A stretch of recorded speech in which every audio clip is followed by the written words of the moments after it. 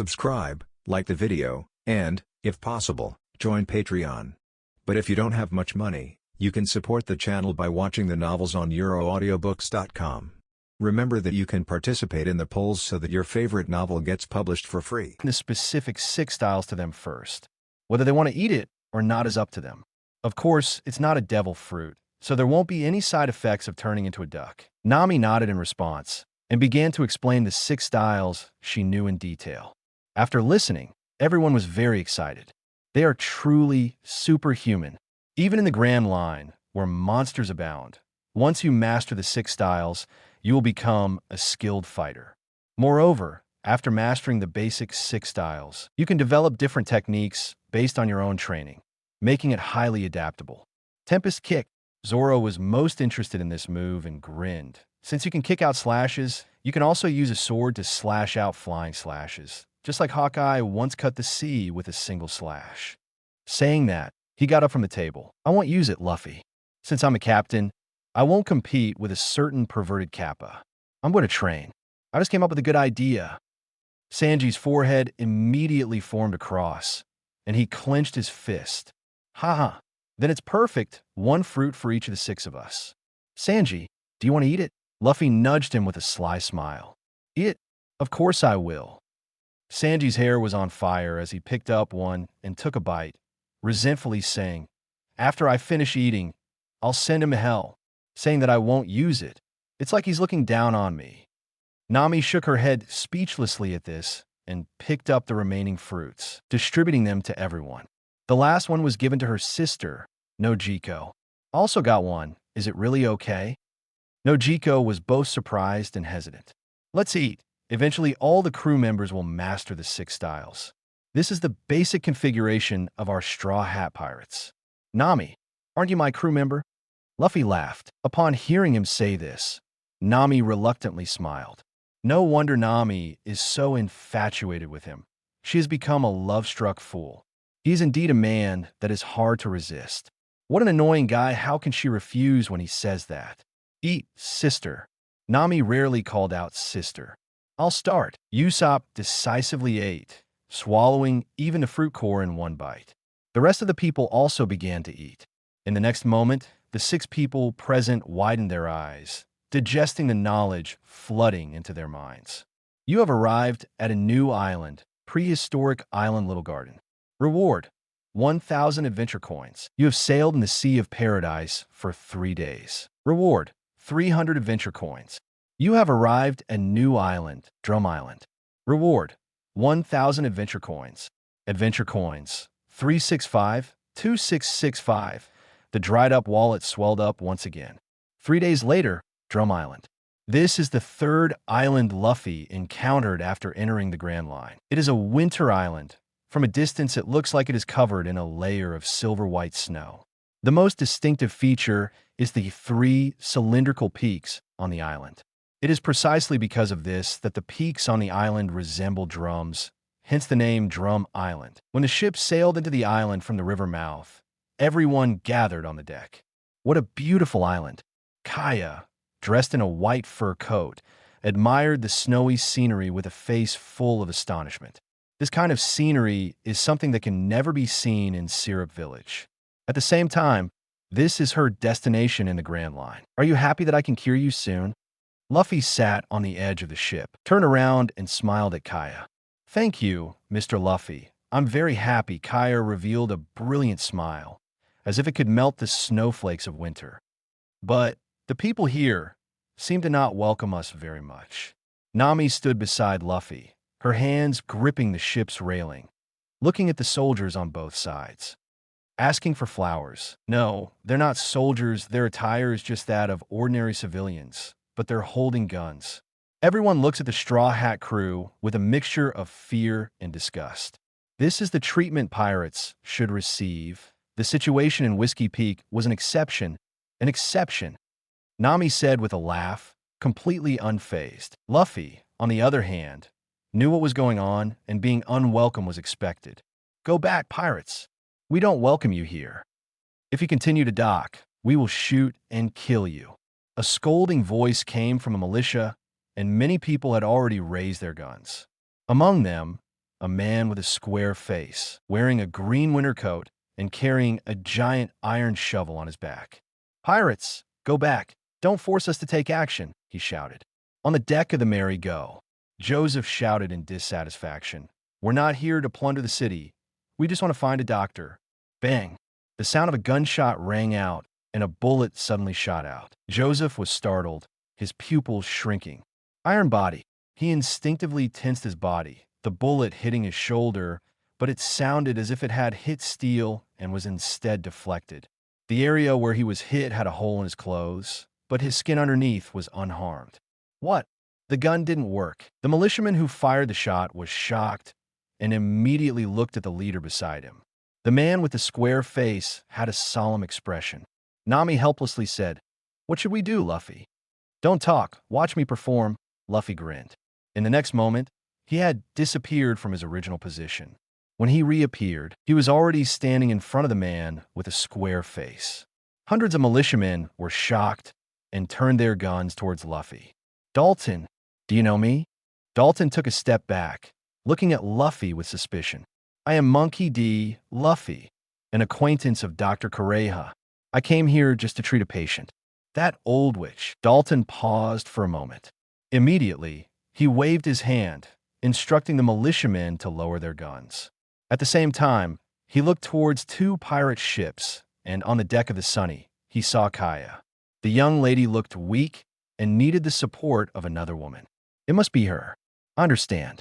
I was rude just now. I apologize." After a moment of contemplation, Dalton apologized for his previous actions. Dr. Kureha, the old witch, was already over 140 years old and the only doctor on the island. Everyone had received her care to some extent, so if they were acquaintances of the old witch, they were considered guests. Moreover, these pirates weren't even afraid of gunfire. If a real conflict were to break out, their side would suffer heavy casualties. No, it would be more accurate to say that not retaliating in anger and showing a friendly attitude was already a display of goodwill. "Follow me. I'll take you to the village." Luffy turned around and smiled at everyone, saying, "Get off the ship." Immediately, the crew of the Sunny and the Mary lowered their sails and dropped anchor, one after another stepping onto the snowy ground. The crowd followed Dalton and walked towards the nearest village. He explained, "A few months ago, a group of pirates called Blackbeard landed on this island and destroyed this country." "Oh, no wonder you guys are so nervous." Joseph immediately forgave the other party. "Blackbeard." Zoro frowned. "Yeah, just 5 people, and they destroyed our country. It happened almost instantly." 5 people. The crowd was slightly shocked. Luffy shook his head and said, "I know them. The captain of the Blackbeard pirates is Marshal D. Teach. He used to be a member of the 4 Emperors' Whitebeard pirates. After killing his comrades, he betrayed and formed his own pirate crew." "I see," Bartolomeo suddenly realized. "No wonder, Luffy-sama. You know everything. The crew of the 4 Emperors, the Whitebeard pirates." Usopp shivered. "Ha ha ha. Speaking of which, Whitebeard was an interesting person. He really liked leopard prints, so he made the female nurses on his ship wear leopard print stockings. Otherwise, he would get angry and refuse to get injections." Luffy laughed and shared stories about the 4 Emperors. "And there's Ben Beckman, the vice captain of the Red Hair Pirates. This guy is also a pervert. He really likes women. Sanji, you'll definitely have something in common with him when you meet." "Well, maybe I'll take Sanji to visit a brothel," Luffy laughed. Everyone burst into laughter as they chatted along the way. Dalton was completely confused. What's going on with these pirates? They casually mentioned the 4 Emperors, the Shichibukai, and even dared to make fun of the Marine, Fleet Admiral, and Marine Admirals. Because the topics were too high level, he couldn't join in the conversation and could only silently act as a guide. Soon, a small village covered in white snow came into view. "Here is our village, called Shucho Village." Pausing for a moment, Dalton smiled again and said, "Welcome to Drum Island. 3rd update. Thanks to WJX for the monthly ticket and also requesting flowers and full subscription small. 061 the Old Witch and the Reindeer, the killer in the snowy night Dagio Village." Under Dalton's leadership, everyone arrived at his residence, a small house with a fireplace. Then it's up to you, Mr. Dalton. If there are any problems, please gather us immediately. The militiamen greeted each other and returned to their respective homes. Dalton has a high reputation here, and the people in the village would greet him with a smile. Mr. Dalton, I support you, the choice of the Heavenly Queen. After dealing with the enthusiastic villagers, Dalton finally led everyone into the house. What does the election mean? As soon as they entered the house, it became much warmer. Dalton brewed a pot of hot tea for everyone and heard Usopp ask this question. As I mentioned earlier, a few months ago, a group of pirates called Blackbeard landed, and at that time, the king abandoned the country and fled to the sea as soon as he learned about it. So, there's no king on this island now. He explained in a low voice. The so-called election is to choose a new king. Upon hearing this, the Straw Hat crew frowned. Vivi was even stunned and angrily gritted her teeth, saying, "Is this considered a ruler of a country? He actually abandoned his people and fled." In her opinion, it was simply unreasonable. A king who couldn't protect his people didn't deserve to be called a king. Luffy, on the other hand, could understand this girl's feelings. This little girl dared to go undercover in Baroque works at the age of 14, living up to her princess status and the words she spoke at this moment. The king's name is Wapple, and this country used to be called Drum Kingdom. Perhaps influenced by Vivi's words, Dalton unconsciously said a few more words.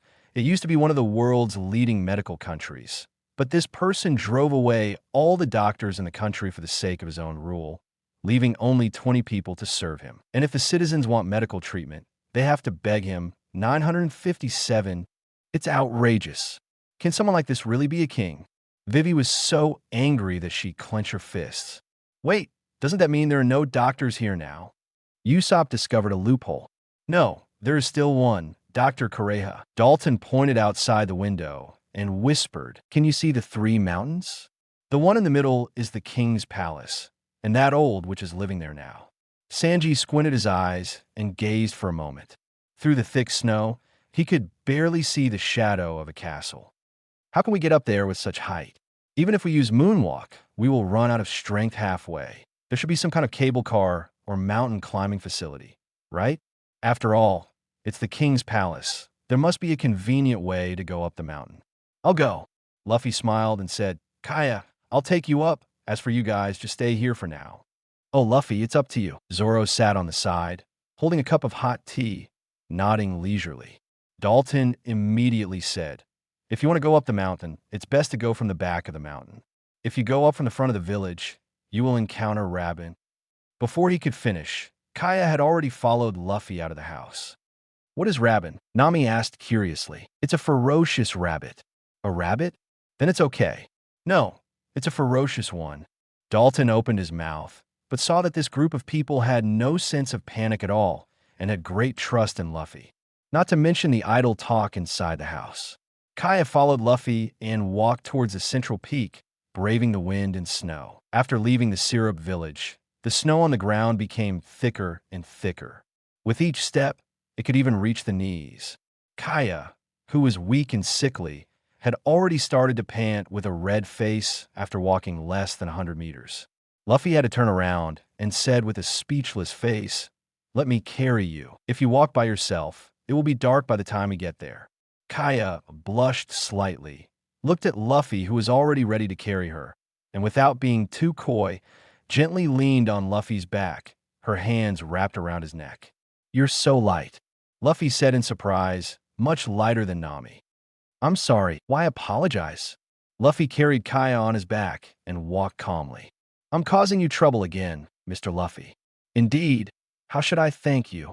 Kaya's heart raced, and she suddenly dared not speak further. As they walked in the wind and snow ahead, rabbits with red eyes and standing on their hind legs suddenly appeared. The rabbits were large in size and had a very fierce expression. "Mr. Luffy." Kaya held on even tighter, feeling nervous. Luffy continued walking without stopping, leaving footprints behind, and at the same time, his conqueror's haki instantly intimidated the surrounding area for kilometers. In an instant, nearby creatures all fainted. "Wow, amazing." Kaya blinked her eyes. "Is this conqueror's haki?" Having traveled from East Blue to the Grand Line, she didn't have a very clear understanding of Luffy's strength, only knowing that he was strong and formidable. This time, witnessing Conqueror's haki firsthand, she truly understood that Mr. Luffy was even more formidable than she had imagined. Now that you've recovered, what do you want to do in the future? Luffy smiled, so that the girl wouldn't feel bored. He decided to chat with her a bit more. Plans for the future? Kaya tilted her head and thought for a moment, then lightly smiled and said, I want to become a doctor. Only those who have tasted the bitterness of pain can understand the importance of showing kindness to others. Miss Kaya, you are a gentle girl. Kaya widened her beautiful eyes in surprise. Occasionally, Mr. Luffy would say something that struck a chord in her heart. She felt a kind of understanding. She covered her mouth and chuckled. Mr. Luffy, why did you want to bring me to the Grand Line to seek medical treatment when we were in Syrup Village? I can't do anything on the ship. I'm really just a burden to you. As she said that, she leaned her head against Luffy's shoulder and softly murmured, like a mosquito, Mr. Luffy, you are the truly gentle one. Upon hearing this, Luffy chuckled silently. You see, if he were Usopp, Kaya would already be a mother by now. When the two arrived at the foot of the mountain, the blizzard grew stronger, and they could hardly see the scenery a few meters away. Feeling the trembling on her back, the cold pierced through her coat, and the bone-chilling cold turned Kaya's face red. She raised her head slightly and looked at the mountain peak ahead. The almost vertical mountain wall extended upward at a 90-degree angle from the ground, disappearing into the blizzard. So high, if I were alone, I wouldn't have a clue how to get up there. Hold on tight. With a single thought, Luffy instantly transformed into Gear 4th. His hair turned into white flames, burning brightly. Lying on Luffy's back, Kaya felt the coldness disappear and instinctively held on tighter, seeking more warmth. So warm, unlike her reaction, Luffy could only complain that Nami wasn't there. Let's go. With a reminder, the snow beneath Luffy's feet turned into rubber. He slightly bent his knees and then leaped up, shooting into the air. Swoosh! Like a bolt of lightning, he shot straight up. Overwhelmed by the excitement, Kaya let out a cry of surprise. As the bouncing force gradually weakened, white flame clouds formed beneath Luffy's feet. With another burst of power, he soared to the mountaintop in one breath. Huff, huff! Kaya, frightened, closed her eyes and breathed lightly through her mouth. Only when she felt stable did she dare to slowly open her eyes. We're here. What a beautiful castle! Kaya exclaimed in awe. Before their eyes was a large castle covered in snow, just as exquisite as they had imagined. Luffy walked up to the castle gate and knocked a few times. After waiting for quite a while, a door crack opened from inside. Then, a horn and half of a deer's head poked out from the door crack. A reindeer! Kaya blinked her eyes. It was a reindeer with a blue nose, wearing a round red hat on its head. It seems like the reindeer was scared, with cold sweat appearing on his face. In the next moment, he arched his nose and with a bang, closed the door. He got scared. Luffy laughed. Is that so? Kaya quickly apologized. I'm sorry. Please open the door. Maybe it's a tanuki. I heard tanukis are socially anxious. As soon as the words fell, the door was opened again. I'm a reindeer. I'm definitely not a tanuki. Can't you see that I'm a reindeer? He opened his mouth to express his dissatisfaction, then let out a sigh and hid behind the door. He spoke, Kaya exclaimed, covering her mouth. Luffy pushed the door open, and the reindeer couldn't stop him at all. Panicking, he stepped back and shouted, Who? Who are you? What are you doing here? I'm Luffy. She's Kaya. We're here to find a doctor named Dr. Kureha. This is a token given to her by an acquaintance. As he spoke, Luffy took out the paper that Crocus gave him at Twin Cape and showed it to the reindeer. The reindeer stared at it for a moment and was immediately stunned. Then, he picked up the paper with his mouth, turned around quickly, and ran off. Wait here, I'll go get Dr. Kureha. Leaving the two behind, Kaya said in surprise, There really are animals that can talk in the world. How cute, I wonder what kind of person the witch here is. Not long after, the two met the so-called old friend.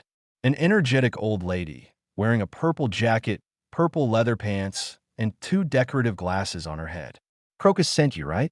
Follow me. The two followed her and arrived at a room. It's not really a sick room, but rather a relatively large bedroom. Dr. Kureha glanced at Luffy and said, "It's quite impressive that you climbed up here in the blizzard, but it's about time to put the patient down. From my perspective, she's not so sick that she can't walk." Upon hearing this, Kaya blushed like a monkey's butt. She hadn't even thought about getting off Luffy's back because it was so warm. "I'm sorry, please put me down, Mr. Luffy." Luffy put her down and also released his Nika form. He said to Kureha, "Please help check on her condition." Kureha had Kaya sit down and began to inquire about her illness. Kaya cooperated well. Luffy suddenly had nothing to do. He turned his head and saw a little deer head poking out at the door, curiously observing. Unlike its previous form at the castle gate, the deer was now standing on 2 feet and had transformed into a cat. Luffy grinned and immediately walked towards it. The deer got scared and quickly hid. However, while it hit its head, its body was still exposed, making its actions look very funny. "What's your name?" Luffy squatted down and asked with a smile. "Aren't you afraid of me?" Chopper said dumbfoundedly, "My name is Tony Chopper. Why should I be afraid? You're a talking raccoon cat who ate the human fruit. There's nothing strange about that. I'm not a raccoon cat. I'm a reindeer." Chopper immediately transformed into a shark mouth and retorted, "Ha ha, so cute. Do you want to come on my ship? Even if you praise me, I won't be happy. You jerk." Because he was too happy, his whole body twisted. At this moment, the voice of Kureha, who was treating Kaya, came through. "Just like Chopper, you're also a devil fruit user, right? The sudden change earlier, was it a Zoan type?" "That's right. I ate a Zoan type devil fruit too." Chopper was shocked and felt excited to see someone like him. "Did you also turn into an animal?" Suddenly, he felt a sense of familiarity. "I am a human. I ate the Zoan type devil fruit, human fruit, model, Nika." "Model, Nika? That's even rarer than Logia." Kureha glanced at Luffy unexpectedly, lost in thought. Chopper felt like he was struck by lightning. Why is there such a big difference between everyone who ate the Zoan type devil fruit? The sense of familiarity disappeared. "Ha ha." Luffy laughed and reached out to rub Chopper's head. "Chopper, come on my ship. The outside world is very big. You happen to be a doctor too." "No." Chopper wanted to run away, but obviously couldn't escape Luffy's grasp. With a stretch of his hand, he was pulled back. Kaya watched the two of them playfully and smiled, saying to Kaya, "About my illness." Little girl, are you asking me the secret to eternal youth?" I heard you're already over 140 years old. You shouldn't say things like that casually, little girl. I'm still youthful and beautiful at 139. Kureha showed a terrifying expression. Kaya was scared and sweating profusely. Yes. That night, Dawn Island. The snowstorm outside had stopped. Inside Dalton's house, the burning fireplace brought warmth. As a guest, Sanji took the initiative to help with cooking. "I wonder how Kaya and the others are doing," Nami said worriedly. "Don't worry, Nami-chan. With Luffy Nike here, everything will be fine," Johnny said with absolute trust. Dalton smiled and said, "The blizzard has stopped now. If you want to go up the mountain, you can take the mountain path on the back and take the cable car up." Suddenly, Zoro, who was drinking warm wine, frowned and looked in a certain direction. "What's wrong, Zoro?" Usopp leisurely sipped his tea. "There's some presence approaching our ship." Zoro's gaze slightly narrowed, and he immediately got up and walked towards the door. "I'll go check. It might be the Baroque Works assassins." Sanji, who was cooking, was shocked. "I can't accept this. Is it really possible for this moss head to awaken observation haki from such a distance? It's quite far away. Usopp, you should go with him too. He might get lost," Nami quickly said. "Understood. Hey, Zoro, wait for me. Don't wander off, or you'll get lost," Usopp said. Just as Zoro was about to leave, he turned back. Who would get lost? At the same time, at the docking point of the Sunny and the Mary. In the Mary's warehouse, a tall woman appeared at the door. "So everyone's here?" She raised her eyebrows. These people are really slack. They didn't even send anyone to guard. The sleeping prisoners all opened their eyes. Miss Double Finger. Mr. Three's eyes lit up. Did the boss send you to rescue us? No, I just came to take a look. The woman kicked her leg and cut the ropes that bound the prisoners. With one hand on her waist, she said, "Now listen to my orders. Let's go together and deal with the Straw Hat crew, as well as the little princess." Upon hearing this, the recently freed prisoners all turned pale. In the next second, the three of them retied the broken ropes around themselves. What are these idiots doing? The three of them said in unison. I think it's pretty good here. 062 Awakening. Great rewards. Ship Dr. Chopper aboard. Zoro, you absolutely have to stay close to me. I don't want to be searching for people in the snow at night. Don't underestimate me. Do you think I would get lost? I'm not a child. Under the cover of night, Usopp walked ahead, leading the way. Suddenly, Zoro's footsteps halted, his right hand gripping the hilt of his sword, and he swiftly slashed forward. At the same time, his left hand grabbed Usopp's collar and pulled him back. A dark figure suddenly darted out from the snow ahead, its right hand with 4 fingers bearing sharp blades. Lurking beneath the snow, taking advantage of the night's cover, the target of this deadly strike was none other than Usopp's throat. The assassin sought only one fatal blow. However, Zoro's sword blocked this surprise attack. Clang! The sound of metal collision rang out. It was only at this moment that Usopp's face turned pale, realizing what had just happened. I almost died. The assassin from a Baroque works? Which number? Zoro grinned, his sword blade locked with the assassin's fingers, and they were momentarily locked in a stalemate. As the assassin's attack missed, his left leg immediately swept out. In the instant of the kick, a sharp blade grew out of his lower leg. Indeed, he was a devil fruit user. Zoro released Usopp, drew out a second sword with his other hand, and held it to his right side. Another clash of swords resounded. I can hear it. Your breathing rhythm, your attack pattern. As an opponent to pass the time, you're just right. Zoro squinted slightly. The assassin immediately retreated, creating some distance between them. At this moment, the two finally saw each other's appearance. It was a tall man with a shaved head, dressed in a monk-like attire. The sides of his chest had snake patterns, and the character was tattooed on his chest. Number 1. Zoro, who was practically illiterate, recognized the character. Mr. 1 remained silent, his gaze first landing on Zoro, then quickly shifting to Usopp. Roronoa Zoro, member of the Straw Hat Pirates, with a bounty of 19 million and a pirate hunter.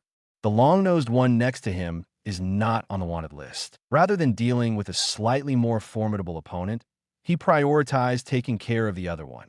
With this thought in mind, he swiftly darted forward, closing in on Zoro. Zoro immediately counterattacked, his blade slashing from the upper right to the lower left. However, Mr. 1 didn't dodge or evade, instead using his body to withstand the attack, while his right palm, like a dagger, stabbed straight towards Usopp's chest. Is your target me? Usopp exclaimed, bending backwards and propping himself up with his hands. The sharp fingers barely grazed his abdomen, almost cutting through his clothes. What do you mean? Zoro's expression turned sour, and he immediately thrust his sword held in his left hand. Ding! As if sparks were flying, Mr. 1 was pushed back several meters by the sword strike, rolling twice in the snow before quickly standing upright again. So tough. What is that? Zoro frowned and said, Usopp, step back. Oh, leave the support to me. Usopp rolled and crawled, quickly moving to a safe distance and hiding behind a tree. He took out his slingshot, ready to support Zoro at any moment. Roronoa Zoro, with your sword, you can't harm me. Mr. 1 spoke for the first time, his tone calm.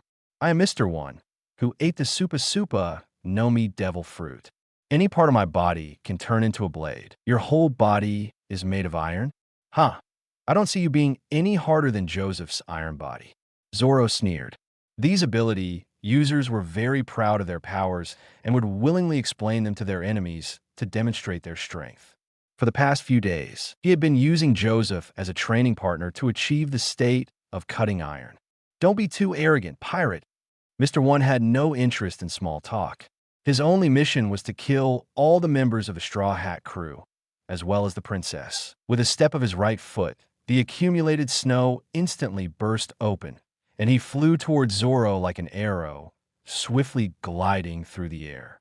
Seeing this, Zoro put away his two swords and drew Wado Ikamanji, whispering to himself, "The eyes, ears, nose, tongue, body, and mind are the six senses of person, along with good, evil, and neutrality.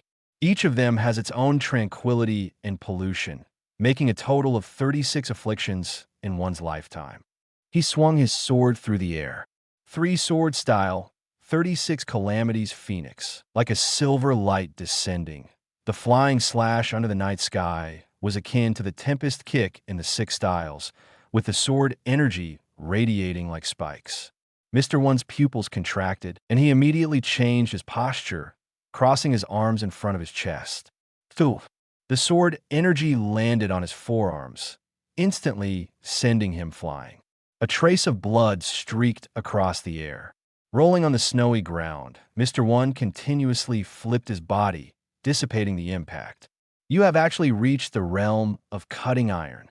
After stabilizing his posture, he half squatted and exclaimed in astonishment. Why does such a swordsman only have a bounty of 19 million? It should be noted that even he, relying on the power of the devil fruit, cannot cut through steel, and his bounty is as high as 75 million. I failed. It seems that my flying slash is not enough to cut through iron. Zoro expressed his dissatisfaction with the result. Mr. One snorted coldly, raised his hand, and glanced at the back of it, where a small wound was bleeding. He stuck out his tongue and licked it. The taste of blood made him become ferocious. I take back what I said earlier. You seem quite strong, pirate. I apologize. If your swordsmanship improves a bit more, maybe you won't have to die here. As soon as he finished speaking, he charged forward again. His feet turned into blades like ice skates, swiftly approaching on the snowy ground. Dustless, swift blade. Both hands and all 10 fingers opened up. Even the palms turned to sharp blades. Just a frog at the bottom of a well. Zoro sheathed his sword and assumed a stance for Iato, displaying his expertise. He even closed his eyes. The pressure made him boil on this snowy night. Losing meant instant death. Zoro, Usopp gasped, "He's going to die." "No, I won't lose." Zoro grinned, still keeping his eyes shut. In the darkness, he heard his opponent's breath and saw their figure. Is this the power of observation hockey? In a low chant, the two engaged in a lightning-fast clash. Splat! Mr. One's charging posture froze as a deep, bone-visible wound extended from his lower right abdomen to his upper left. Blood gushed out. At that moment, Zoro's deep voice resounded. "Ikadri ai. Sure, son. The castle. Crew member Zoro awakens observation hockey, rewarded with 3,000 adventure coins. Luffy, who was playing with Chopper, suddenly saw a system notification. He paused for a moment, then burst into laughter. As expected of the captain of the Straw Hat Pirates. Well done. Adventure coins. 2,665, 5665. Getting rich, he really looked forward to when Zoro would awaken Conqueror's Haki, wondering how much reward he would receive. Dr. Kureha's voice sounded. "Your illness can be easily resolved." "Really?" Kaya exclaimed in surprise. "It's not easy to solve either." Kaya was stunned. What could it be? Kureha laughed sharply. Like a witch, healing is a long process. Besides medication, you also need to go out and see the beauty of this world, adjust your mood, and not keep yourself locked in a room all the time. That won't help you recover. How do you know? Kaya looked astonished. Because I'm a doctor. Kureha giggled mischievously, getting up and saying, "Luffy, that's your name, right?" "Monkey D. Luffy." Luffy put down Chopper and stated his full name. "Is that so? Monkey D. Garp is your relative?" "He's my grandfather." The descendant of a hero, huh?" The old witch beckoned for Chopper to come over. "You said you ate the Nico no Mi, the sun god Nico's legendary fruit. It has been passed down among the suffering people in the world, but for some reason, the government has erased a lot of related information." Luffy raised an eyebrow and chuckled lightly. You really are a wise old witch, having lived for over 100 years. The old part is unnecessary. I'm still young. Correja glared at him. Chopper, come with me and prepare some medicine for this young lady. Yes, Dr. Correja. Finally breaking free from Luffy's grasp, Chopper immediately followed. Not long after, they returned, one human and one reindeer. Chopper brewed the medicine once and handed it to Kaya, instructing, drink it and go to bed early. You have to drink it every day until your body is no longer weak. Then we can switch to a new medicine. Yes. Kaya smiled brightly, holding the medicine and slowly drinking it. She had expected it to be bitter, but it was unexpectedly a little sweet. Chopper said, I added some sweetness. You should like it more. Thank you, Dr. Chopper. Joe, Dr. Chopper. Even if you say that, I won't be happy. UBD, I'm so happy that I'm twisting around. Kaya smiled lightly and lay down on the bed according to the doctor's orders. Luffy walked over and covered her with a blanket. Don't disturb the patient's rest. Let's talk about the medical fees. Chopper, you come with me. Dr. Correja called the two of them and left the ward. They arrived at the castle's dining room. The old witch even prepared a sumptuous meal. Luffy didn't hesitate and happened to have not eaten dinner. You're a pirate, right? I'm the captain of the Straw Hat Pirates. Is there a doctor missing on your ship? Isn't that obvious? If there was a doctor on my ship, would I come here? Luffy rolled his eyes. Eh, you have a point. Dr. Correja chuckled a few times, not angry. The girl's condition is not easy to handle. It requires years of recuperation and a dedicated doctor to continuously monitor her condition. Saying this, she pointed to Chopper happily eating cotton candy on the side. This kid's medical skills are not worse than mine. I can let him join your ship. Chopper felt like he was struck by lightning, tears welling up in his eyes. Dr. Correja, don't you want me anymore? You idiot. I'm asking you to go on a medical mission. Come back early when the girl's illness is cured. The old witch, who treated Chopper like her own child, understood Chopper's personality too well. Sure enough, with just a few words, Chopper was able to accept it. So that's how it is. A medical mission? Am I becoming an independent doctor? But I'll miss you, Dr. Correja. You're really stupid. You can use a din mushy to contact me. Oh, I see. In just a few words, Chopper was completely fooled and lost his bearings. The old witch chuckled and said, So, shall we proceed with the examination? Encountered an opponent. The old witch is quite formidable. I'm afraid it's going to cost a lot. How much money do we have? Because Nami has always been in charge of the ship's finances, he doesn't know, but it should be in the tens of millions. The 1 billion berries that Nami saved up before were all left to the villagers of Kokoyashi village. However, the money issue is not a big problem. Please go ahead. Money means nothing to me, said Dr. Correja, crossing her legs and extending 2 fingers. I have only 2 requests. First, I don't know why the government wants to erase the legend of Nika, but there must be some huge problem behind it. I don't care about your life or death, but I don't want Chopper to die on your ship. Second, if possible, help him with his dream. Just knowing a little about the legend of Nika and the fact that the government buried it can infer some problems. Luffy couldn't help but think that when the old witch was young, she might have been a notorious and ruthless character. As for Chopper's dream, to develop a universal medicine, I understand, I promise you. Then I'll trust you for now, Garp's grandson. Do you know my grandfather? No. I just used to see that name in the newspapers when I was young. You're still young, Dr. Correja. You're quite eloquent, child. The next day, early in the morning, Luffy left the palace with Kaya. Dr. Correja and Chopper also accompanied them, as Chopper was going on a medical mission on the ship for several years, and the old witch was seeing them off. Because he was fooled by the old witch, Chopper reluctantly accepted the fact that he had to leave. When everyone arrived at the Bighorn village, Dalton informed them that the Straw Hat crew had returned to the ship. Afterwards, Dalton accompanied a few people to the docking point of the Niho. As soon as they met, Nami told him that there were 2 more prisoners on the ship. Last night, Mr. One was defeated by Zoro and his partner. Nami found it amusing. That woman called Miss Doublefinger originally wanted to release the prisoners, but the prisoners didn't want to get involved. They clashed, and the prisoners ended up dealing with them. Not only did they not want to get involved, they didn't even want to escape. They stayed put, obediently, temporarily avoiding being killed. Mr. Five suggested taking the Straw Hat's merry-go and escaping directly from the sea. But one sentence from Mr. Nine scared them off. If they didn't want to be eaten, they should stay put. So the prisoners were all very obedient. They worked together to defeat Miss Doublefinger, successfully gaining one more prisoner. Not bad, very obedient. Sanji, give them an extra chicken leg today, Luffy ordered with a smile, then introduced them to everyone. This is our new crew member, the skilled doctor, Tony Chopper. At the same time, Grand Line, Sandy Island, Alabasta, Rain City, the largest casino, Rain Dinners. The underground space of Rain Dinners. Crocodile sat behind the table with a cigar in his mouth. The clock on the table showed that it was 10 in the morning.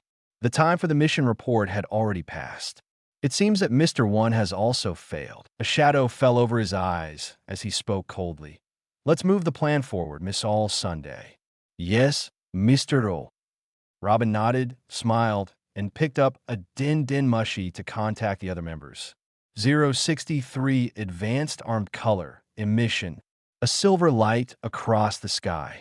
The arrival of the ship's doctor, the Straw Hat crew, was warmly welcomed. Having a doctor on board was truly reassuring. Chopper, the talking reindeer, was especially popular.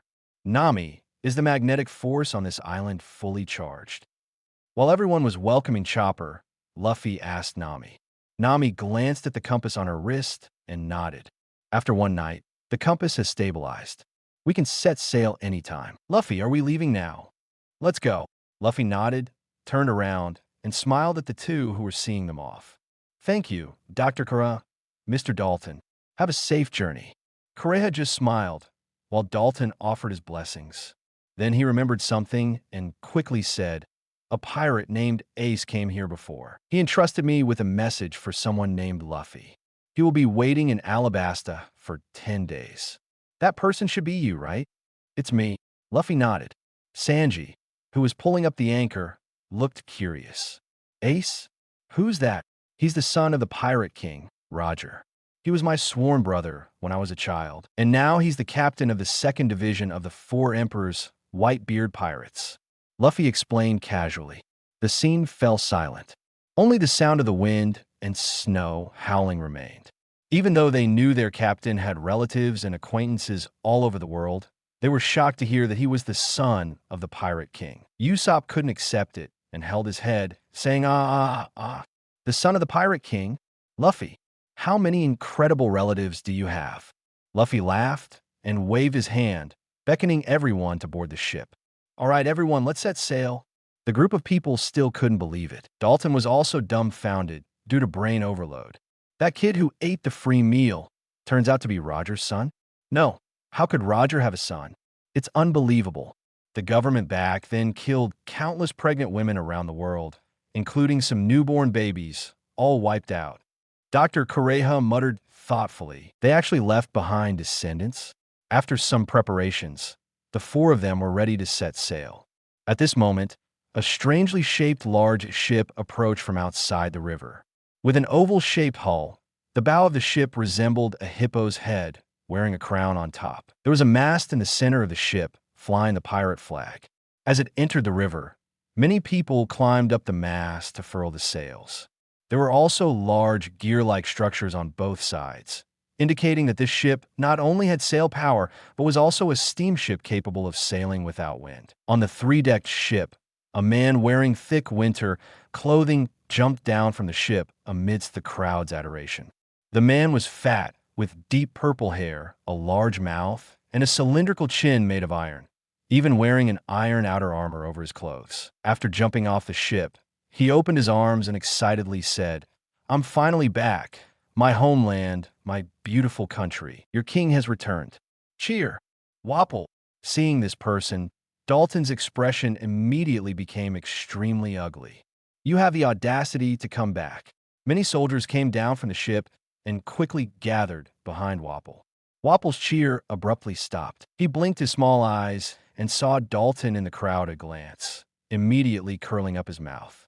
Isn't this the captain of my kingdom's guard? Behind him, The bearded man with an explosive hairstyle immediately reprimanded. "What's wrong with you people? When you see His Majesty the King, why aren't you kneeling and paying respects? Are you Wapple?" Vivi couldn't contain her anger and stood up. "You have the nerve to come back? The country was attacked by pirates, but you abandoned the citizens and fled to sea with your people. You have no right to call yourself a king." "Who is this woman?" Wapple frowned, feeling somewhat familiar. Luffy patted Vivi's shoulder and jumped off the ship, walking towards Wapple with a smile as he said, "You guys better not mess with him. He's a king recognized by the world government. It's okay. I'll lend you a hand after all. I'm a pirate." Seeing someone approaching, his attitude became extremely unfriendly. Soldiers behind Wapple, as well as two fighters, stepped forward one after another. However, before they could make any moves, a wave of Conqueror's haki swept through the crowd in an instant. In an instant, everyone except Wapple fell to the ground with their eyes rolled back. "Ooh, who are you?" Wapple was shocked.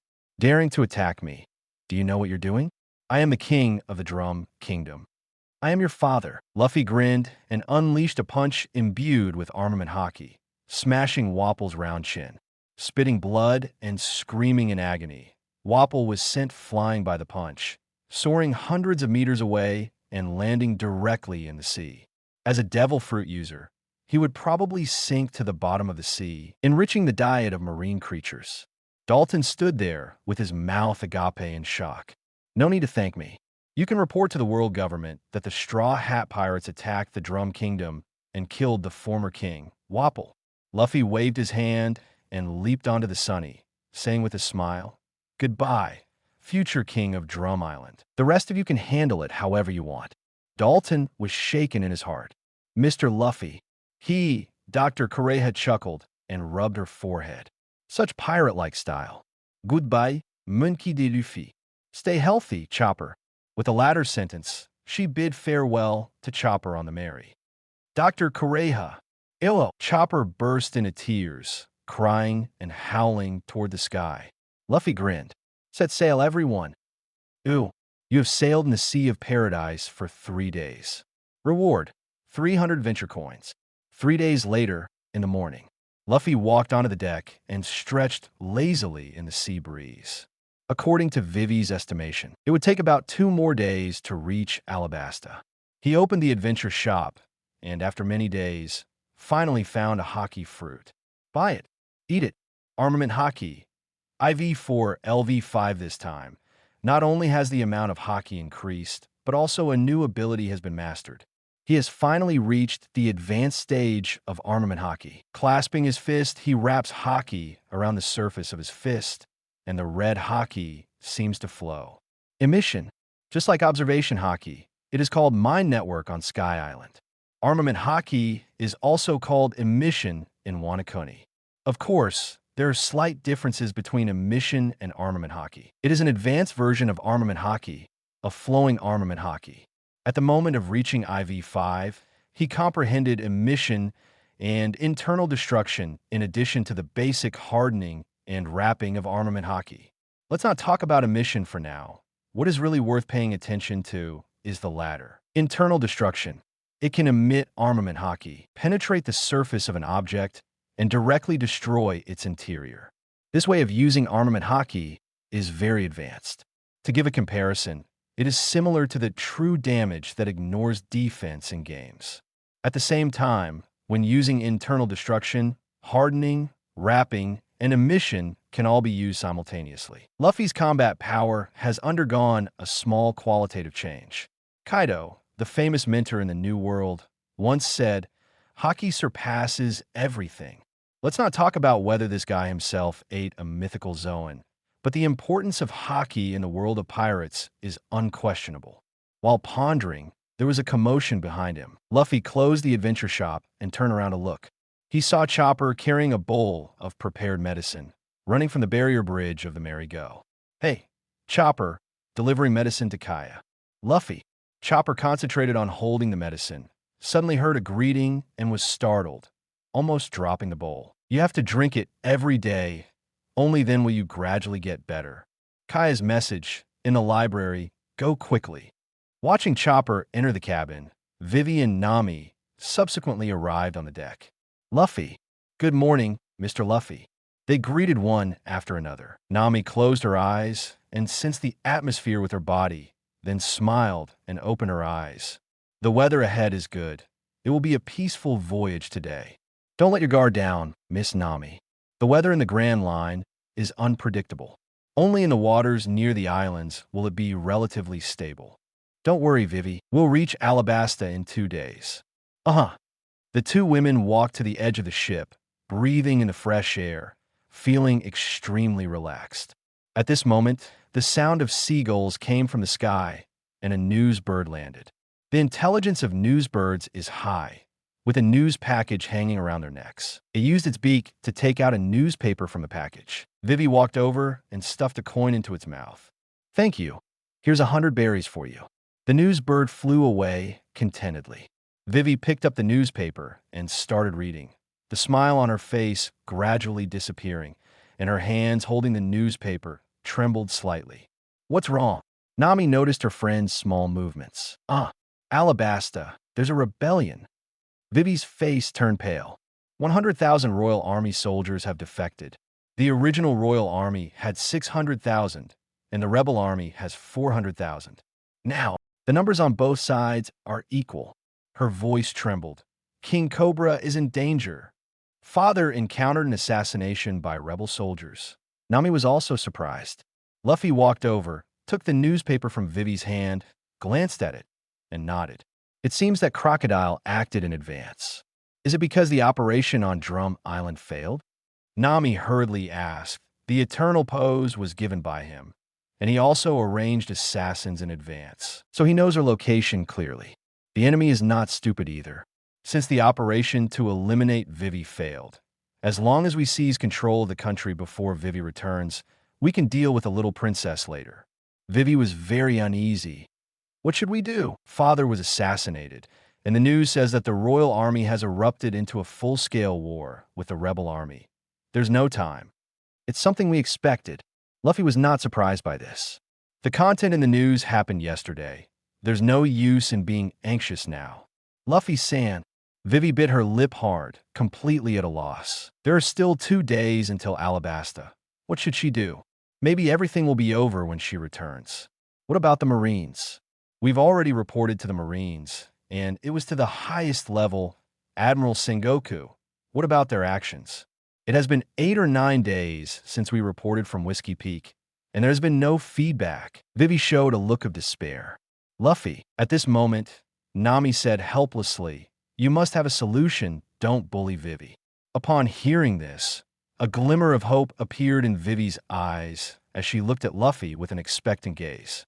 Oh dear, she has become a little fangirl now. Luffy muttered in his heart and handed the newspaper to Nami, saying, it's too late to take a boat there. I'll fly Vivi over directly, and you all sail at full speed to catch up as soon as possible.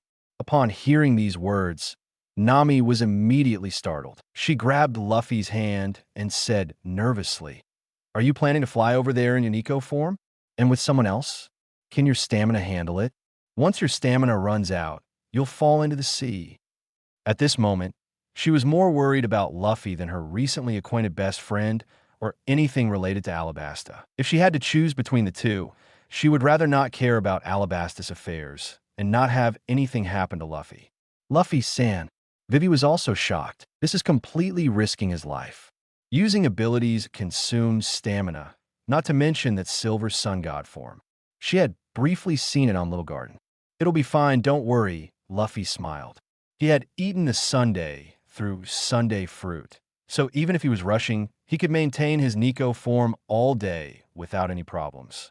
As long as there was sunlight, as long as he could catch up with the rotation of the planet, he could maintain it indefinitely. Nami, let the others know. I'll take Vivi and go ahead, Luffy said. Saying that, Luffy immediately entered his Nico form.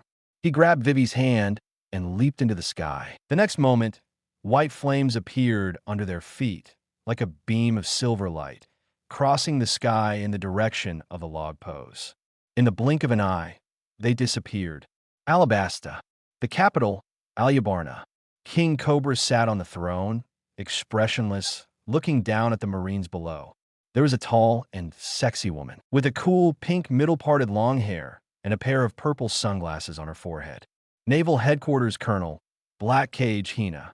Your Majesty Cobra. The Marines have received a report that the rebellion in your country is being orchestrated by one of the 7 warlords of the sea, Crocodile, she said. Her tone became serious as she continued. The rebellion that broke out yesterday is escalating. Are you sure there's no problem? No problem. Cobra coughed and looked serious. Li Hao Zhao, no problem, don't worry. And Mr. Crocodile is the hero of our Alabasta. Do you Marines have any evidence to casually defame the Shichibukai? Hina remained silent for a moment. It was because there was no evidence that she came to see the king. But if your country's internal strife is not stopped, there will be a great loss of life. If you need military, this has nothing to do with you Marines. Do not interfere in Alabastus' internal affairs. Currently, the citizens only have some misunderstandings about me as their king because it hasn't rained for several years. I believe they will soon understand. Cobra smiled slightly and confidently said, if there's nothing else, I have more important matters to attend to. Soldier, escort the colonel out. Yes. Hina frowned helplessly. What could she do if the king didn't need her? Being escorted out of the palace by the soldiers, Hina lit a cigarette and said, I feel like something is strange. Hina is very puzzled. Alabasta, a port city, oil flower port. Restaurant. Ace was eating desert fried rice when the noise outside kept bothering him, causing him to furrow his brows. The owner stood behind the bar and sighed. I'm telling you, you better run. I won't charge you for this plate of fried rice. I also need to find a safe place to take shelter. What's happening outside? The rebel army and the king's army are fighting. Is that so? This country is never peaceful. Too bad I have to wait for someone here. Ace calmly continued eating his fried rice and grinned. Don't worry, boss. I'll protect. Thud. Before he could finish his sentence, his face fell into the fried rice. Dead. No, just sleeping. The owner was startled, shook his head, and no longer paid attention to him. He promptly ran away. Note: the pronunciation of the female colonel's name is Hina, transliterated as Hina. Hina is the Japanese translation of the Chinese characters. Note: thank you to O and WL77 for the monthly tickets. Also, please give me flowers and full subscriptions. 064 Luffy meets Ace. Is this my sister-in-law?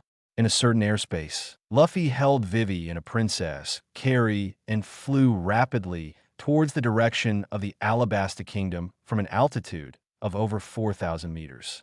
Whenever a white flame appeared beneath their feet, they would instantly burst into an extremely fast speed, leaving a trail in the air. Afterwards, the speed would decrease, and they would enter the next jump, repeating this process. For the Going Merry and the Thousand Sunny, it would take them 2 days and 2 nights to travel, but for Luffy in his Gear's second form, it would only take 20 minutes. This was still the result of him intentionally slowing down. If he disregarded his physical stamina and went all out, he could arrive in as little as 5 minutes. Vivi tightly closed her eyes and screamed in fear. She buried her head into Luffy's chest and said, El Luffy-san, can you slow down a bit? It's too fast. If you don't hold on so tightly, I can go even faster. He joked, but Luffy still slightly slowed down. If the princess wasn't in a hurry, then he wasn't either. Feeling the weakening wind blowing against her, Vivi gasped for breath and slightly opened her eyes. The first thing she saw was the face of the man holding her. His gaze was firm, his forehead covered in sweat, and he was breathing slightly heavily. Vivi bit her lip, feeling as if something soft in her heart had been struck. For him, this journey was extremely dangerous. As a devil fruit user, if he exhausted his stamina and fell into the sea, the consequences would be unimaginable. But even so, after realizing the urgency of the situation, he didn't hesitate and brought her along without a second thought. I'm sorry, Luffy-san. You must be tired. Vivi unconsciously held on tighter and spoke in a gentle tone, like a spring of water. I'm causing you trouble, but I'm scared myself. I'm not tired. Luffy laughed and shook his head. The reason he was sweating was because it was hot. You're holding on too tightly, so anyone would feel hot. But when Vivi heard this, it had a completely different meaning. He was being strong, not wanting to worry me. Vivi was deeply moved, and if it weren't for the national affair she was pretending to be concerned about, she would be even more touched. I understand now. I won't be afraid. This height is nothing, she said, taking a deep breath and sounding more determined. Mr. Luffy, please accelerate to the fullest. I can handle any speed, she continued. Are you sure? Even I might not be able to control it if I go all out. I might end up hurting you. Luffy replied. Please accelerate, Vivi said earnestly. If you run out of stamina, at 563, I'll carry you, she thought to herself. She knew the moonwalk technique, although she had never tried carrying someone while using it. But if something unexpected happened, she would definitely endure it. In that case, I'll speed up, Luffy said. With a thought from Luffy, Haki formed an invisible shield around him. In an instant, a white flame cloud appeared beneath their feet, larger than before. Boom! After a loud roar, their speed reached a new limit. The sound couldn't catch up with them at this moment and was left behind. Supersonic speed, but it only lasted for less than a second before quickly fading. Vivi nervously held her breath and looked down at the sea below. In the blink of an eye, the sea kings that had surfaced disappeared. But she didn't feel the wind pressure. It was blocked by Haki. Vivi's eyes trembled slightly. She gradually withdrew her gaze and stared blankly at the face that was close to her. Then she closed her eyes and rested her head on his chest. In silence, time passed. I see it, Alabasta, Luffy said softly. The distant island rapidly expanded in their field of vision until, with a loud crash, they collided with it directly. To be precise, it collided with a building. A port city, rapeseed flowers. A restaurant. Ace suddenly raised his head, his face covered in grains of fried rice from the desert. He rubbed his eyes and became slightly more awake. Not good. I fell asleep again. Huh? Where's the boss? Not seeing the boss, he didn't pay much attention and lifted the spoon to his mouth. While chewing the delicious fried rice, he silently released his observation haki. He heard many sounds. The panicked voices of the people, sweet words from some individuals, the sound of the military running in formation, and in the distance, the sound of horse hooves. It's really chaotic. When will Luffy come? Maybe he didn't take this magnetic route? Only a 1 in 7 chance. Departing from Cape Gemini, among the 7 magnetic routes, only one route passes through Alabasta. Just a few more days. Ace was about to put away his observation haki when suddenly, a tremendous aura entered his detection range, as if a sun had appeared in the dark night, impossible to ignore. His eating motion froze. What is it? He looked up in astonishment toward the position above and to the side. In that instant, boom! The ceiling of the restaurant shattered, and a figure fell, raising a cloud of dust. Everything happened too quickly. From sensing the intruding aura with his observation haki, to looking up towards the position above and to the side. In just that short motion, the other party had already arrived in front of him. The bar counter in the restaurant shattered from the impact, and the food on the table fell to the ground. So fast, Ace maintained the motion of lifting the spoon, stunned for several seconds before suddenly snapping back to reality, his sharp gaze fixed on the back of the bar counter. The dust gradually settled, revealing the figure of the intruders bit by bit. There were 2 of them, 1 man and 1 woman. The man held the woman, maintaining a landing posture with slightly bent knees, dissipating all the impact. What was incredible was that despite enduring such intensity of impact, the ground was unharmed. No, the ground had softened.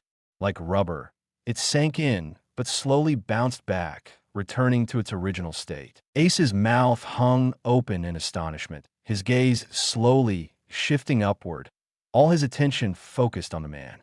Lu, his eyes widened, and he instinctively called out Luffy's name. But the word fly couldn't come out, and he stopped again. The silver figure resembled Luffy from his memory, but also different. Luffy also paused for a moment, only then noticing that there was someone sitting next to his landing point. Luffy, Ace blurted out in disbelief. Is it really you? Luffy was equally surprised to have run into him. Vivi, trembling with her two delicate eyebrows, slowly opened her eyes and happened to see Ace.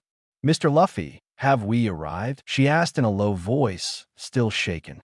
It was only when she spoke that Ace finally shifted his attention to her.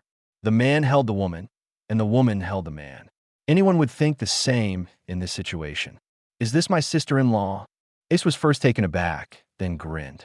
After 3 years, his idiot little brother actually had a woman. No, it should be said, a woman who liked Luffy. Unbelievable.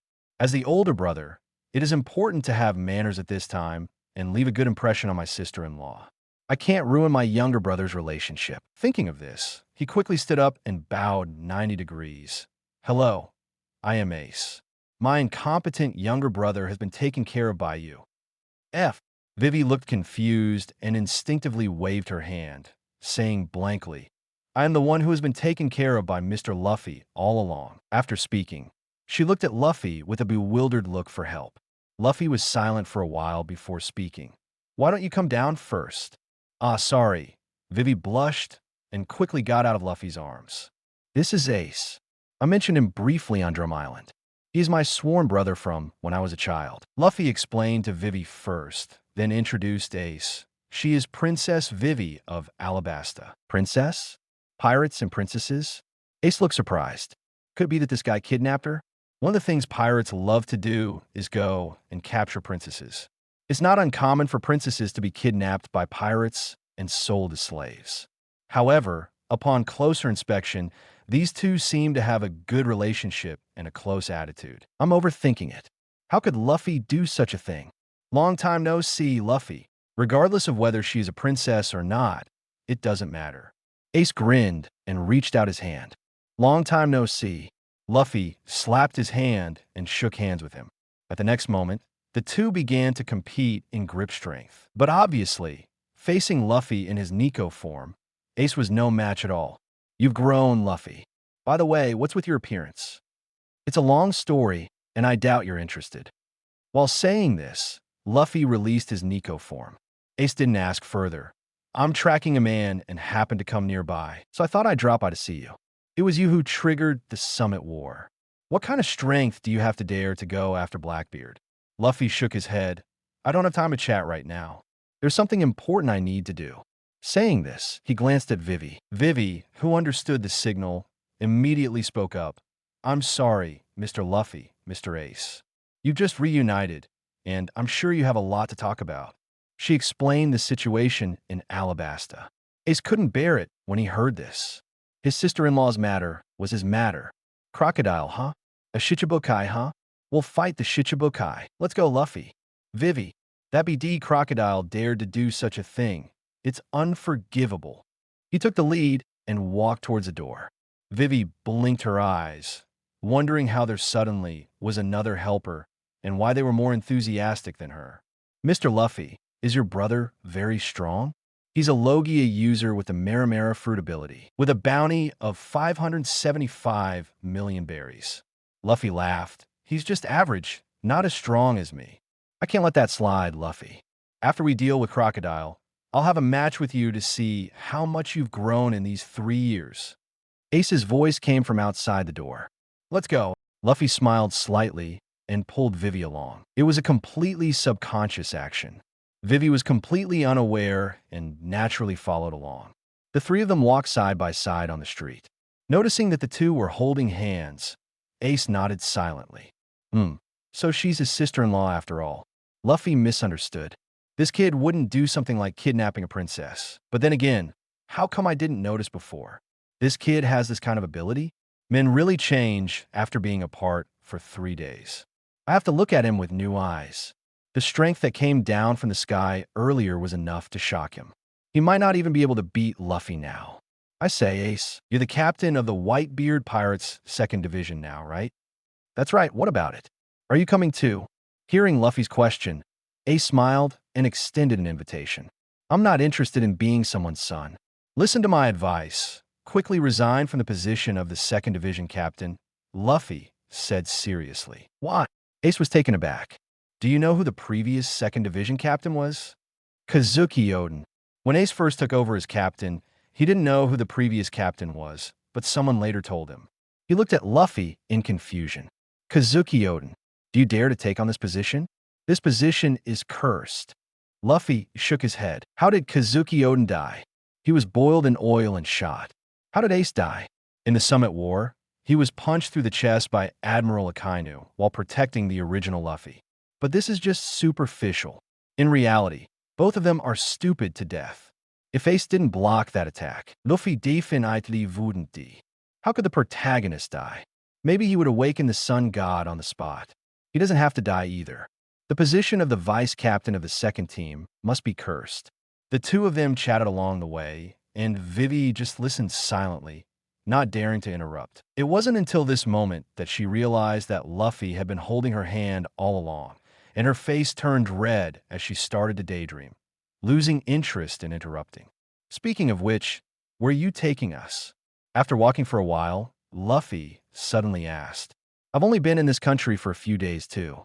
Where's Crocodile? If you don't know and still lead us around, Ace, you're an idiot. Ha! Don't worry.